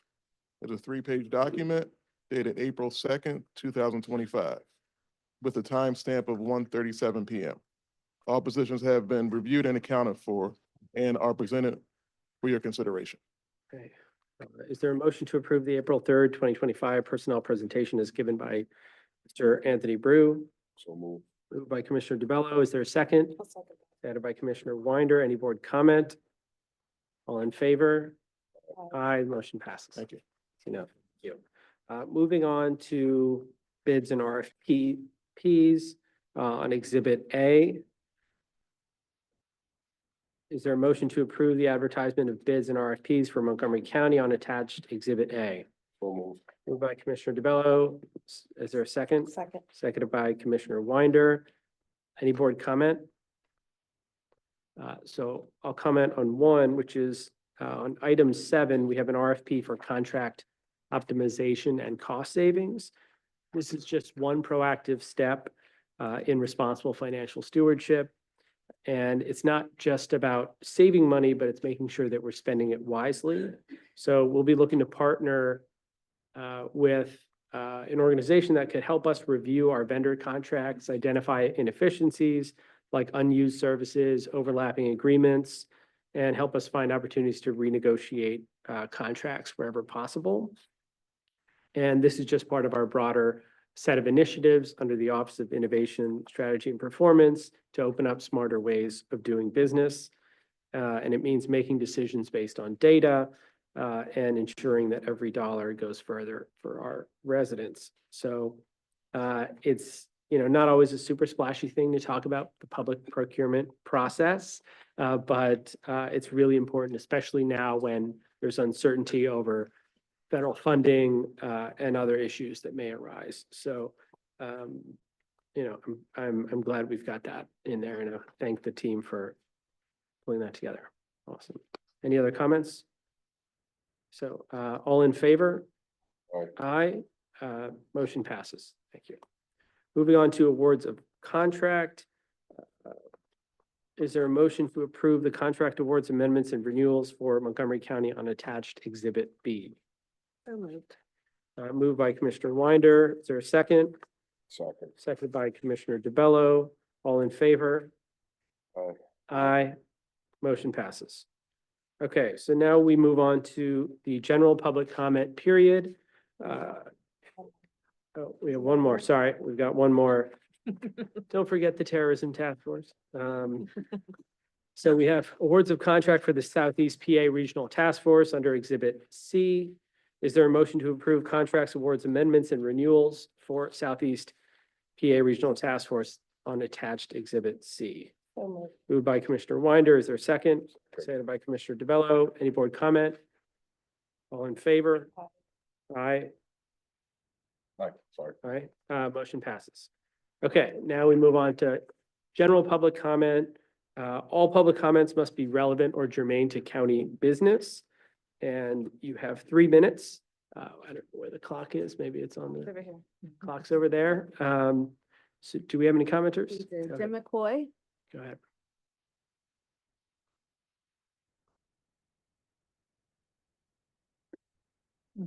Good evening, Commissioners. My name is Jim McCoy. I'm the Chief of Montgomery Fire Department. I'm here to do something a little different. I'm going to thank you for all your help and support. You're an important part of our everyday fire service, not only in Lower Merion, but Montgomery County. Commissioner, you stole some of my highlights, I guess. Great minds think alike, so I'm going to Oh, sorry. talk a little bit about what we also do. First, I want to thank you for your support of the Fire Academy. Director Cavallano and his team run a phenomenal program for us. As you heard, last year, Lower Merion had 5,500 hours of training just at the Fire Academy there alone, on top of our in-house training. The certifications and knowledge are the foundation of what our firefighters need and use as we go forward every day.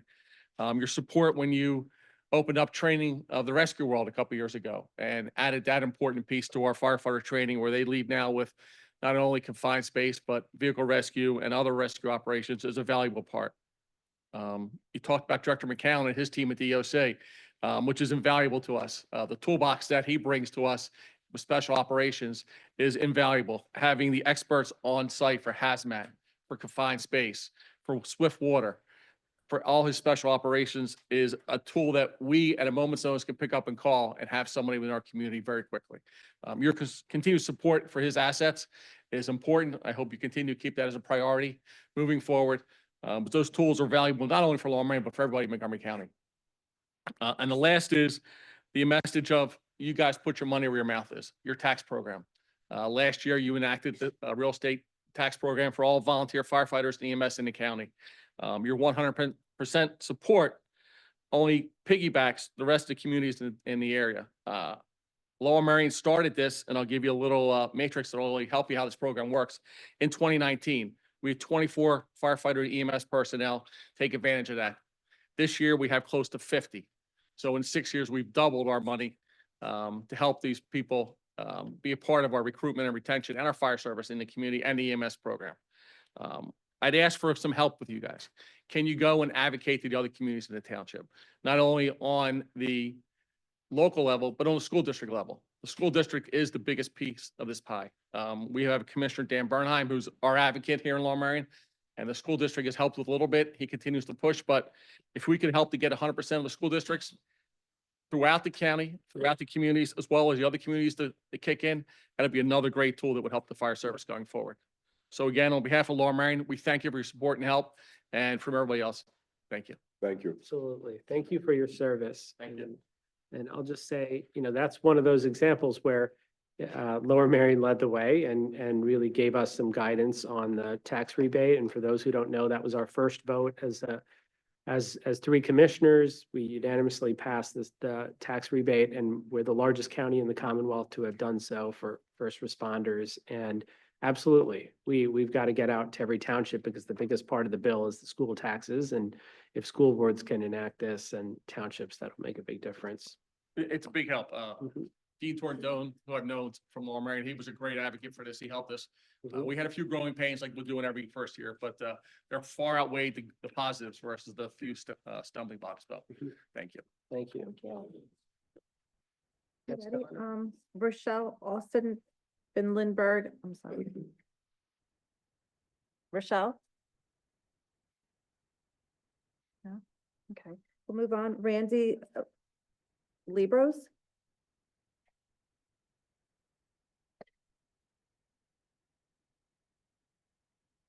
Thank you.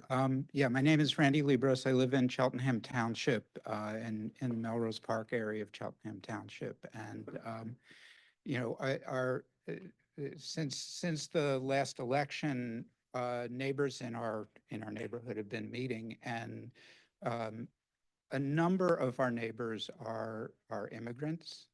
And so we've been really concerned about what's going on and where we're seeing even in just the recent days and weeks, people who were here legally have been snatched up and deported. And I know that there's a limit to how much the county can do in relation to federal policy and federal enforcement, but you know, through our activities, for example, we ran an immigration Know Your Rights program last Saturday, and we had about 36 people from around the township who came, representing, you know, many different communities within the township. You know, we had representatives from a Ghanaian church. We had you know, someone from the Korean community. We've been in touch with a Vietnamese temple. There's a large immigrant presence in our community, and in the process of doing this work and doing this outreach, we've learned about the welcoming county resolution that has been recommended. And I'm just here to say, we really think that's important. We really, you know, want to know that, you know, immigrants, you know, we hear a lot about immigrants are, you know, contribute to our economy in so many ways. And that's all very true, but immigrants are also our neighbors. They're also our friends. And they're very vulnerable now. And we really want to know that the county is there, you know, in full support. So thank you. Thank you. Well, I'll just take a moment to introduce, is Nellie here? So Nellie Jimenez, Arevalo Jimenez, is our brand new and first ever for Montgomery County Director of Immigrant Affairs. And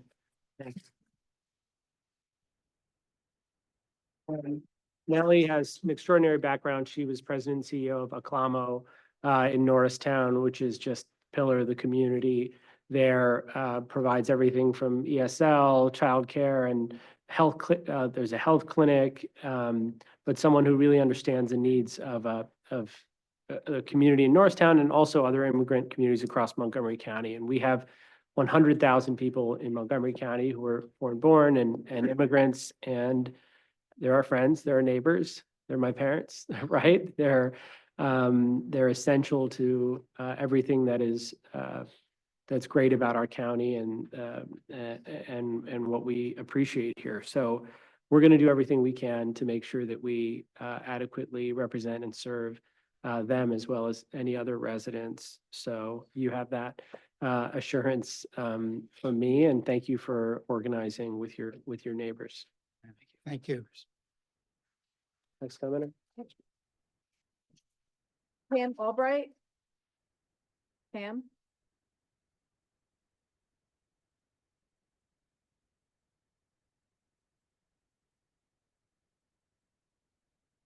Hi, good evening. My name is Pam Albright. I also live in Cheltenham in the Melrose Park area. And first of all, I wanted to thank the commissioners for when everyone else was cutting out their DEI programs and their offices, that you actually added people to your office of DEI, diversity, equity, and inclusion. And I was really thrilled to see that you're taking a strong stand in that area. And also I was thrilled that you added a staff person to the Department of Immigrant Resources that you just mentioned. And I think that's a very positive step for our county. But I also wanted to encourage just having the welcoming county be like just to further strengthen the stand that our county is doing in support of our immigrant and refugee community.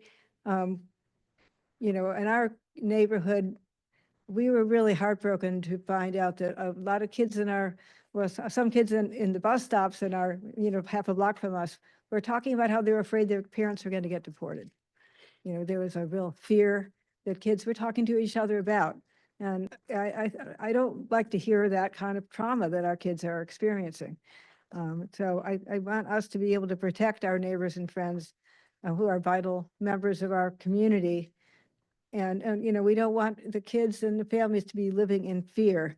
We also, the welcoming county would be a way of ensuring that government employees are not communicating data sharing or collaborating with ICE, and that they have services accessible in languages used by our immigrant populations in our county. So I just think this will be further solidify what you're already doing.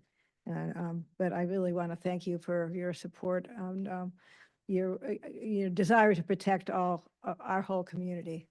So thank you. Thank you.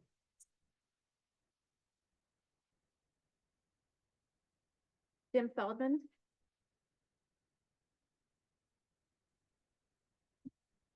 Oh, okay. Amy Freed.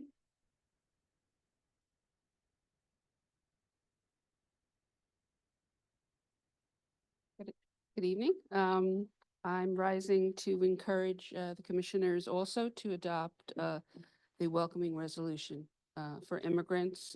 My grandparents were immigrants. I wanted to say that what's very essential about this welcoming act is the non-cooperation with ICE and their indiscriminate rounding up of both documented and undocumented immigrants that we've seen. One example of that is the man who was sent to El Salvador when he was sent by his parents here to escape gang violence and gang threats, and was by ICE deported without due process to El Salvador, into a prison in El Salvador. I also wanted to just, speak in favor of the fact that hopefully this resolution will continue after you have, as commissioners, have moved on. So while we might have a sympathetic ears here tonight, that may not be the case going forward. I'm not so naive as to think that this administration is the first to deport people, who are undocumented without due process, but we have an administration now, a federal administration, that is scapegoating the undocumented, and we must have some sort of umbrella protection for them, not programs here and there. And I would also urge the commissioners not to allow the use now and in the future of the Montgomery Detention Center in cooperation with ICE, and that be written, that there be a resolution there or written somehow into the law. That is something that I don't think we should be participating in as a county. Am I allowed to speak on a completely separate issue, or do I have to? Sure. Yeah, okay, I got Yeah, some as time. long as you're in the All right. time. Just in terms of there's a development of the Melrose Park Country Club in East Cheltenham. We did get recommendations for it from Monco. planning commission, but they really have no teeth. And this is the last large open space in Cheltenham. We didn't know about any of this. The citizens didn't know about the being bought by a developer. And so had no time to apply for any grants or any way to, for this not to be a housing development.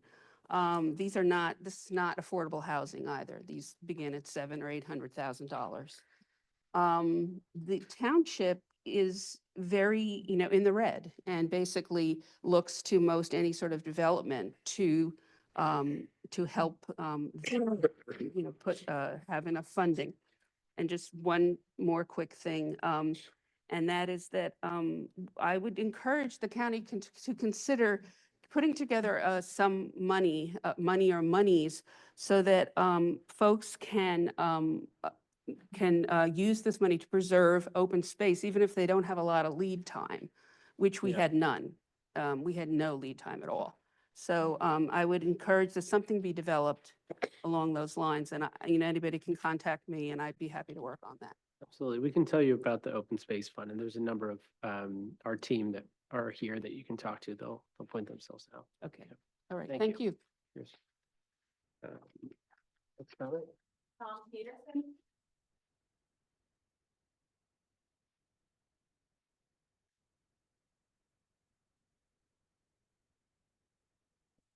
Thank you, Commissioners. My name is Tom Peterson. I'm a 32-year resident of Montgomery County in Cheltenham Township. I'm also a 27-year small business owner. I'm also the son of an immigrant, and my two uncles were also immigrants.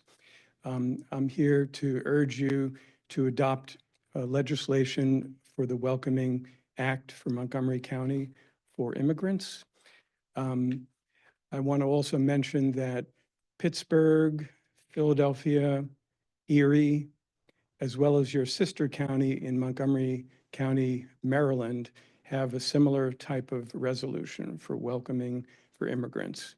We are a nation of immigrants, and their rights are under attack right now. So I want to mention one specific thing that I believe this kind of a welcoming act would help with, which is that the police forces at the township level in Montgomery County would be looking for some sort of guidance about how they would interact with ICE if there were a raid, somebody was, tried to be removed from some sort of a business.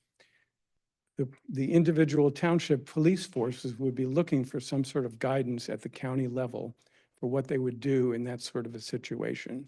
And if you had a unified policy along those lines, then police forces would be able to, it wouldn't necessarily, be a requirement, but they would have guidance at the county level, and then they could work in tandem with each other to have a similar policy about how they would handle, cooperation with ICE. Not suggesting they wouldn't operate within the law, but they do not have to cooperate with everything that ICE would ask for during a raid. So I want to ask you whether you will be considering that sort of a welcoming act in Montgomery County. Ben, do you want to answer? That whether we will consider one? Yeah, I mean, the answer is absolutely, but go ahead. Well, we can, the commissioners can consider one. We'll review it on solicitor's office level. One of the challenges, and I think you pointed to it, is that the county doesn't have control over the municipality actions in the Pennsylvania structure. So there is, an importance of just being clear with the boundaries of what a welcoming act can do in terms of protecting residents and making sure people understand the limits of the county authority and interactions with the government. Okay, but you would be happy to consider that sort of a resolution or legislation or whatever it would be. So I can jump in. First, let me thank you for coming out in support of your friends and neighbors. I've had a lot of conversations. I know Commissioner Makija and I have had a lot of conversations with organizations that have pushed us to do this. I'm certainly open to it, and I always talked about how, I think about when I moved here when I was just 5 years old, and we were one of a few Black families in the neighborhood, and how our friends and neighbors welcomed us with open arms. That's the kind of Montgomery County that I want to maintain. And so, we do have limitations within our office, but, we'll continue to have the courage to implement policy that protects everyone that calls Montgomery County home. I think what we're up against, candidly, and you all are seeing this, probably every night on the news stream, is that, officials like us, are under threat, being challenged to be persecuted if we continue to implement DEI programs or if we do things to support immigrants. And so this is a tightrope that we're on, right? Because what we don't want to do is we don't want to be in a situation where we lose our federal funds, but we can't change our values, right? Because the president of the United States changes.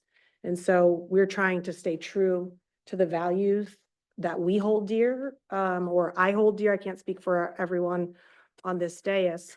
But I'm committed to, working with our solicitor to see what we can do without jeopardizing all of the federal funds that we rely on to deliver our programs and services. So we got to continue to stand up for our friends and neighbors, and it takes courage to make decisions to do that.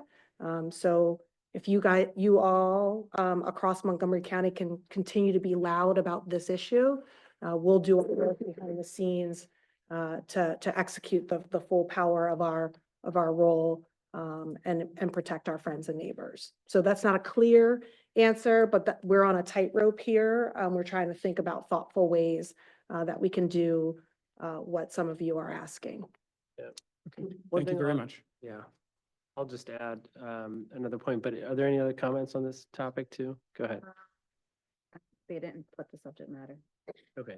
I'll just give one example of something that happened in the last few weeks, but there's a company called NPS Discovery in Horsham, which does testing of drugs that's either, I think, largely given to them by law enforcement. They can test whether there's a batch of fentanyl, or they test the emergence of different drugs like xylazine, like sometimes much earlier before they become prevalent. And I think our district attorney's here, he can tell you all about it, but they do critical work in terms of giving us the heads up of what's on the street before it becomes as big of a problem as it could. And that helps the law enforcement response, the public health response, and at all levels of government, really. They had a $2 million grant from the DOJ that was frozen. And it was because, ostensibly, because we are somewhere labeled as a sanctuary jurisdiction, along with a large number of counties. Virtually every Collier County of Philadelphia is on that list. And it's sort of extraordinary that that money would be held back, which is essential to make sure that we're keeping people safe and healthy in our communities under a guidance that the DOJ promulgated. But as soon as the press wrote about it a week ago, the funding came back.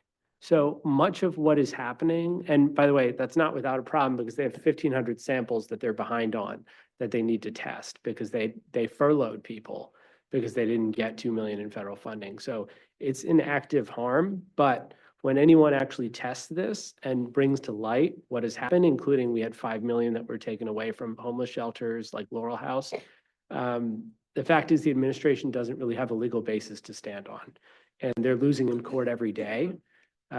We still don't have the certainty we would like, because these cases have not gone on to the Supreme Court, but fundamentally, the federal government cannot force a local government to enact immigration policy, for example. It's just not our job to enforce immigration policy. And there's plenty of Supreme Court precedent that says that we don't have to engage in that. And we have plenty of other issues to work on, as you've heard in this meeting, rather than, acting as a regional office to the federal government. There's a lot of local issues to deal with, and that's what we're going to prioritize. But go ahead. Kevin Steele.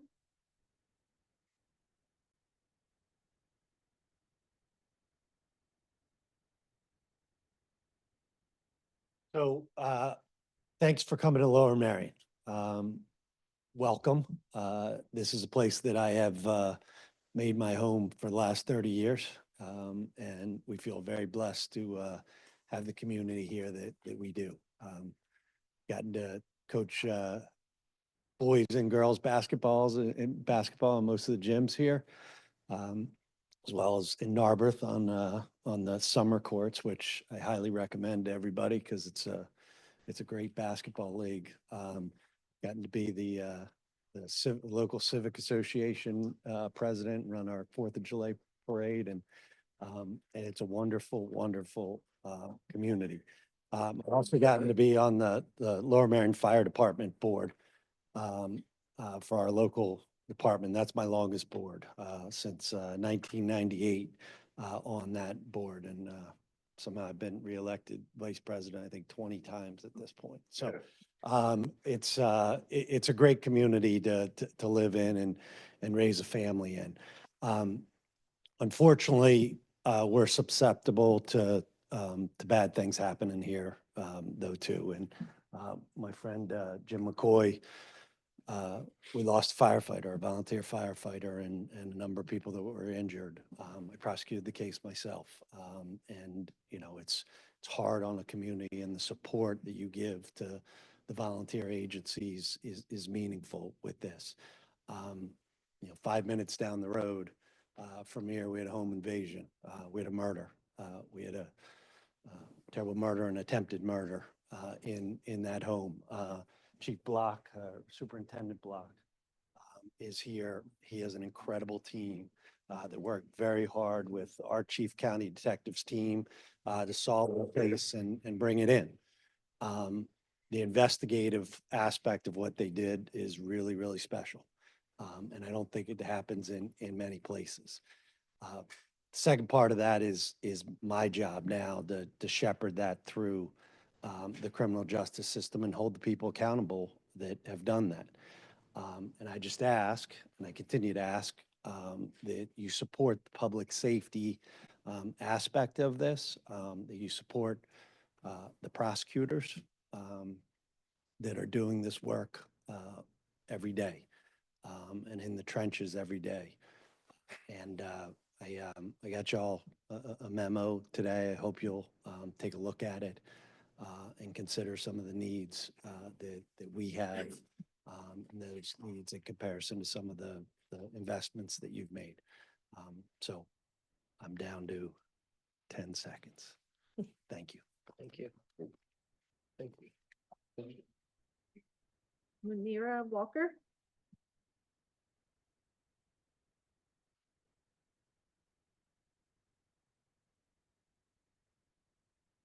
Good evening. I naturally gravitate to this side. This is where I stand while I advocate for the community. I'm Manira Walker from Neighbors Helping Neighbors on the main line of Ardmore, Pennsylvania. Welcome to Lower Merion, Commissioners. I'm very excited to see you here. I'm grateful that you came. I know you toured Ardmore. I wish there had been time where it had been thought to bring you just 2 more blocks over so you could experience the beauty of South Ardmore, which is our community. You kind of toured the whole outskirts. And once again, here we were, right there, within touching distance, but not touched. But you're welcome to come to Neighbors Helping Neighbors anytime and meet the wonderful residents, so many of whom you saw here this evening, represented as volunteers for Neighbors Helping Neighbors. I wanted to, there's a few things I want to say, and I'm speaking for a lot of people, so I took some notes, so excuse me for glancing down at my phone every now and again. But 3 minutes is a big responsibility for about a couple thousand people. But I wanted to not only welcome you, but I wanted to thank you publicly in front of our community for the Nourish Monco grant that you've approved again. It really helps us get food to the people. It really supports us. And I can't say enough how important that is that you supported us in that way. I also really appreciate you standing up for residents and neighbors. And I want to draw recognition to all the neighbors and residents who are standing up for local government. It's not lost on me that a lot of the work that's done in the communities is not seen in the light it deserves. It truly does support the work of local government, and a lot of which would not be anywhere near as successful if it were not for the hard work of the residents and the neighbors. So I'm speaking on that behalf this evening. Had you come down into South Ardmore today to Neighbors Helping Neighbors, you would have seen all the people you saw here stand up today with me, packing bags of food to deliver to over 130 households. You would have watched us pack this morning. Had you stopped in a little bit later, you would have seen all my drivers show up to take that food out to all the residents. Had you stopped in a little bit later than that, you would have seen all my children rolling in for homework club. Our education work is changing the face of the students here in South Ardmore. And had you rolled in after that, you would have seen my volunteers who come and clean our space and do other things for us for free because we don't have the massive amount of money that some other organizations can tout.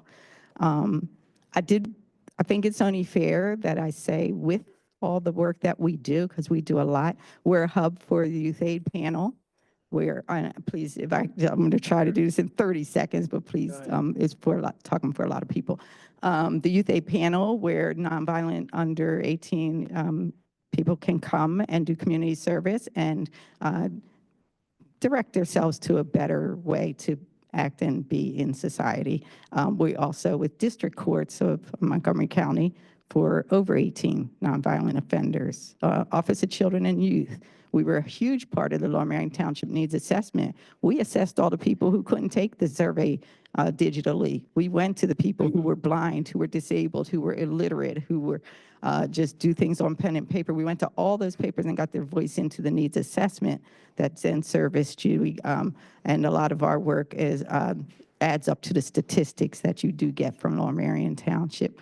So I just want to say just very quickly, because, you know, at some point we do have to talk about the way community efforts sometimes aren't funded in ways that they really could be. And we were formed because of COVID. We were not convinced that the local government would be able to put systems in place quick enough. So we jumped in as community members to save everybody through that perilous situation.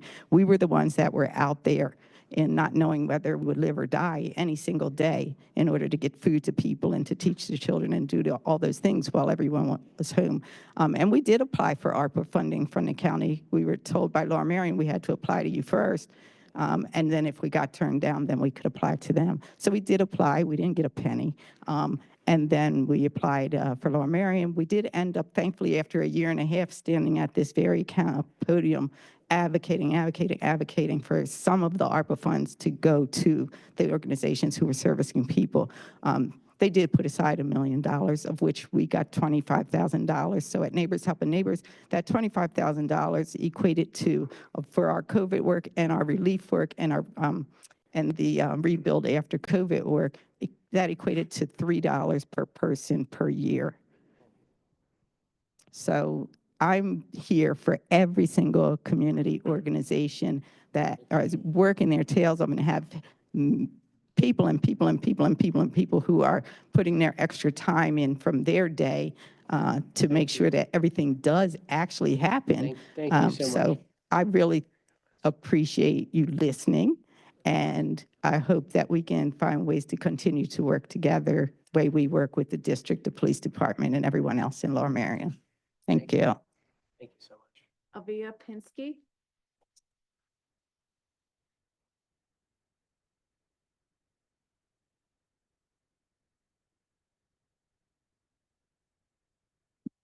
Good evening, Commissioners.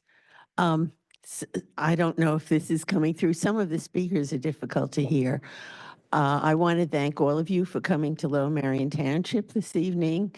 My name is Aviva Pinsky, and I have been a resident of Lower Marion Township since 1965. So I've seen some huge changes here, and I've had several children in the Lower Marion schools as well. I really wanted to speak today and thank the people who spoke before me about the immigration problems here. And one of the reasons is that I have been personally mentoring refugees for over 15 years now. And from my personal experience, there really is a lot of fear. I think the only thing I can ask now is that everybody support the people who have moved into our communities, because even some of the people I'm mentoring who are now citizens are concerned and worried. And I have had to warn some of the children going to school to make sure that they carry their citizenship identification papers with them. So I'm asking that everybody support. And I guess I should specifically explain, refugees are people who are forced out of their country for some reason and are not safe. Many of them are coming from United Nations refugee camps. One Burmese family I helped were in a refugee camp for 13 years before they came here. They are thoroughly vetted by the U.S. government before they are allowed to come to the United States. So these people are really here worried about their lives to start with, and now some of them who are already citizens are just worried about being picked up again. So we really need to help to support these people. Thank you very much. Hope Danoff.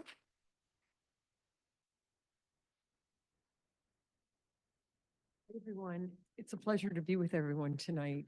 I'm here just to announce my new nonprofit, which is called Building Bridges with Hope. And what is it about? Right now, I have a toll-free help and hotline number where people can call in and get resources for the mentally ill, the homeless, the drug addicted, and veterans in need. Why am I doing this? I have an extensive background in this field, both personally and professionally. I have a son with severe mental illness that right now is in Belmont Hospital for the last 4 months and is going to a long-term care facility. What I want to do is raise funds to, my first building will be in Norristown called Max's House and Cafe. And what will that be? That will be a resource center and a help center and an employment center for that population.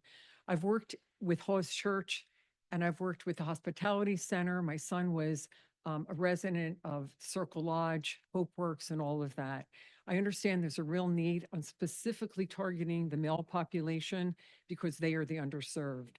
I'm raising the funds now for Max's House and Cafe. He wasn't able to do it, so I'm going to do it for him. And together we can make this vision a reality. I plan to have my first one in Norristown and then move forward throughout Montgomery County and elsewhere. So once again, I'm looking for funds to help make this really a reality. Together we can do this. Thank you so very much. Elizabeth Landon.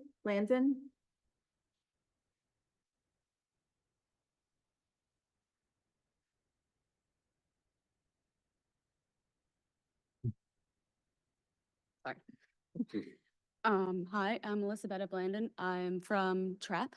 You're gonna have to hear it for a sixth time. Sorry. But yeah, on behalf of the immigrants here in our county, even I guess I consider myself an immigrant. I was legally adopted from Romania, and I do carry my passport in my purse because you never know. Yeah, I've been a legal citizen for 30 years. But I mean, even just me, my sister was also adopted from Romania.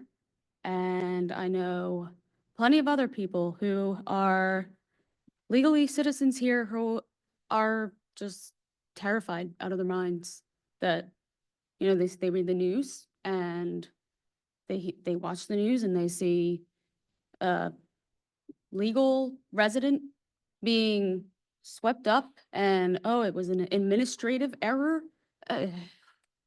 But anyway, another plea for Montgomery County to be a welcoming county. And I know there's a delicate balancing act that y'all have to perform, I guess, with funding and everything and keeping our county afloat. But I just want to call upon you to try to come up with something. How much time do I have? Ooh, okay. So another thing that I would like to address is oh gosh, I just blanked. Sorry. LGBTQIA. I would really like to know what you guys are doing to protect the LGBTQIA community, especially trans folks and LGBTQIA youth, because they seem to be another one of this administration's lovely target scapegoats. So I guess that's just my question. What are you guys able to do anything to help these people? That's it. Thank you. Thank you. I mean, I can answer. Last year, we created an LGBTQ commission to answer that question. What can we do? And I recently just met with the chair this week. There are some counties that have adopted anti-discrimination ordinances, none of which are what are called, I guess, Dillon's rule counties or non-home rule counties like ours. The only counties that have done it so far are those that have their own home rule charter. It may be legally possible for us to do that, and that's what we're currently looking at. If you want to add anything, or Jamila, if you want to see. You know, it baffles me that these communities are under attack. You know, trans people represent 1% of the population, 1% of the population. And the fear that has been invoked, right? It's absurd. So I'm like really, so I'm saying all this is, you know, we just acknowledged Transgender Day of Visibility. And again, you know, we have to have these discussions about if we're public about it, right? What repercussions will happen. Yeah. So we are committed. We have a strong commission on LGBTQ affairs, you know, the best and the brightest minds on the issues that those from this community are facing. And they're going to be doing some amazing work and helping to inform us on particular policy areas. But I know that Commissioner McKeesia and I are out in front with those communities to at least hear the stories, hear about the ways that we can support. But, you know, I'll end where I started. It's absolutely absurd, right? Yeah. That we are spending time on 1% of, like, bullying 1% of the population. It's just painful to watch. And so just like immigrant communities, we gotta keep speaking up for our friends and neighbors that some people want to make invisible. Yeah. And so I don't have a direct answer on exactly what we Yeah, can do, but expect- you know, the way in which we do public health, right? There are many issues that are affecting the LGBTQ plus communities that we need to address in our Department of Health and Human Services. So we'll continue to work with our commission to advise us on the strategies and the policies we should be implementing to keep those friends and neighbors safe. That's awesome. Thank you so much for your time and your consideration. Thank you.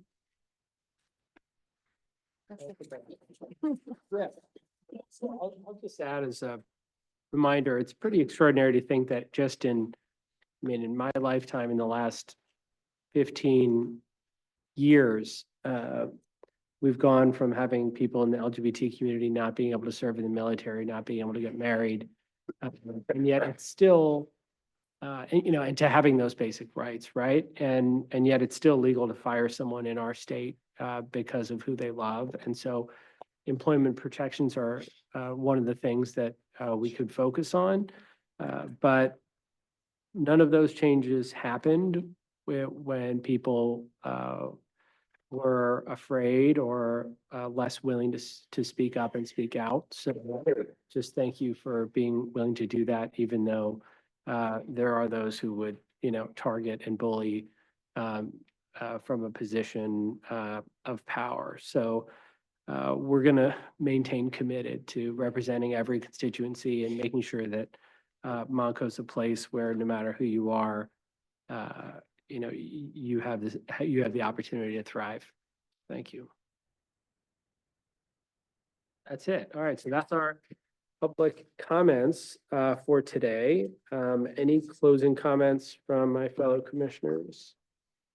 I want to thank everyone for hanging in there Yeah. with us. It was a longer meeting. I want to thank Lower Merion again. I want to acknowledge Gary Hendler, who sits on our prison board.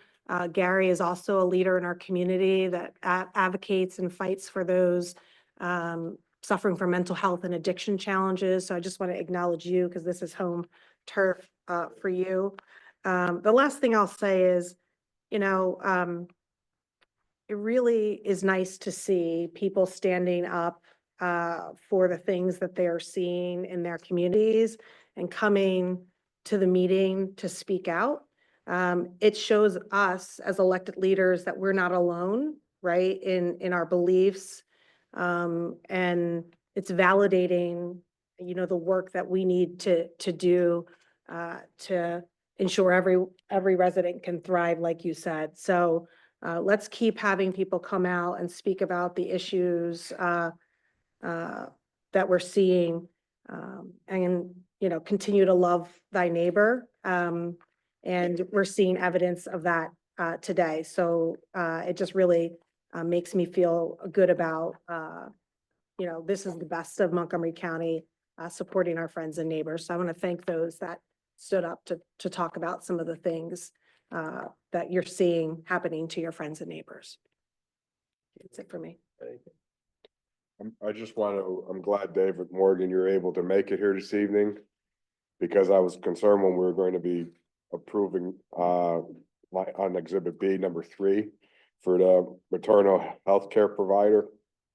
Or, I was like, oh, we're going to be something that you've talked about and at previous meetings, and I said, oh, you might not be here this evening. You're going to miss the one of the things that you've been advocating for, that we actually were going to be approving. So I'm glad that you're here, and I'm glad that we're able to, to provide that contract as well. By previous meetings, just everyone knows, he means every previous. Well, I wasn't going to call that.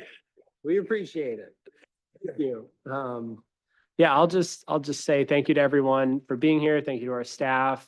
Thank you to everyone in Lower Merion. Last time I was in this room was for Chief Block's investiture. Now, is that investiture is the term? What's the special term? Swearing in. And that was a packed room. That was a much more popular event, by the way.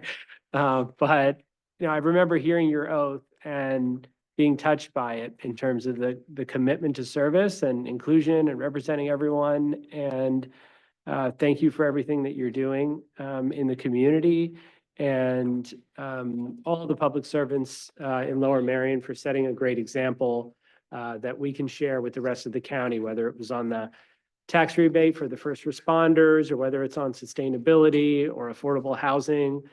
There's so many issues that we've been able to make advances of in a county of almost 900,000 people. It's great to be here and to share ideas and to continue our collaboration with the leaders in Lower Merion. So with that, I will make a motion to adjourn. To explain that we're going to go right into the salary board so we can move.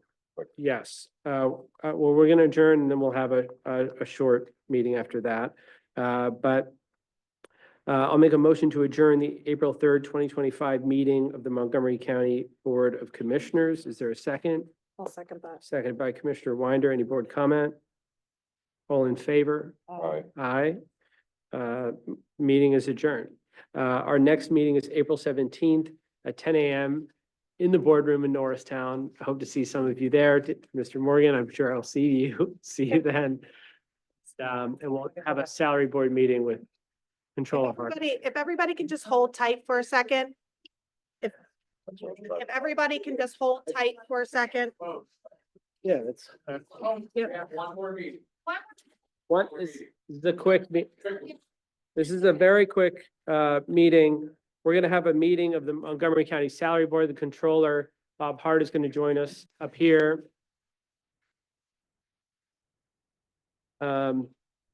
Anthony Brew, our Chief Human Resources Officer, is gonna present the salary board list. What? For a 5-minute break. Go ahead. All right. Good evening, members of the Salary Board. You should have in front of you the final copy of the Salary Board list. It's a 4-page document dated on April 2nd, 2025, with a timestamp of 1:37 p.m. All positions have been reviewed and accounted for and are presented for the Salary Board's consideration. Separate new positions. So do you want to make a motion? I'll make a motion to approve new hires and other. And Yeah. I expect you to do that. I make a motion to approve everything other than new positions. Is there a second? No. Okay, seeing none, motion fails.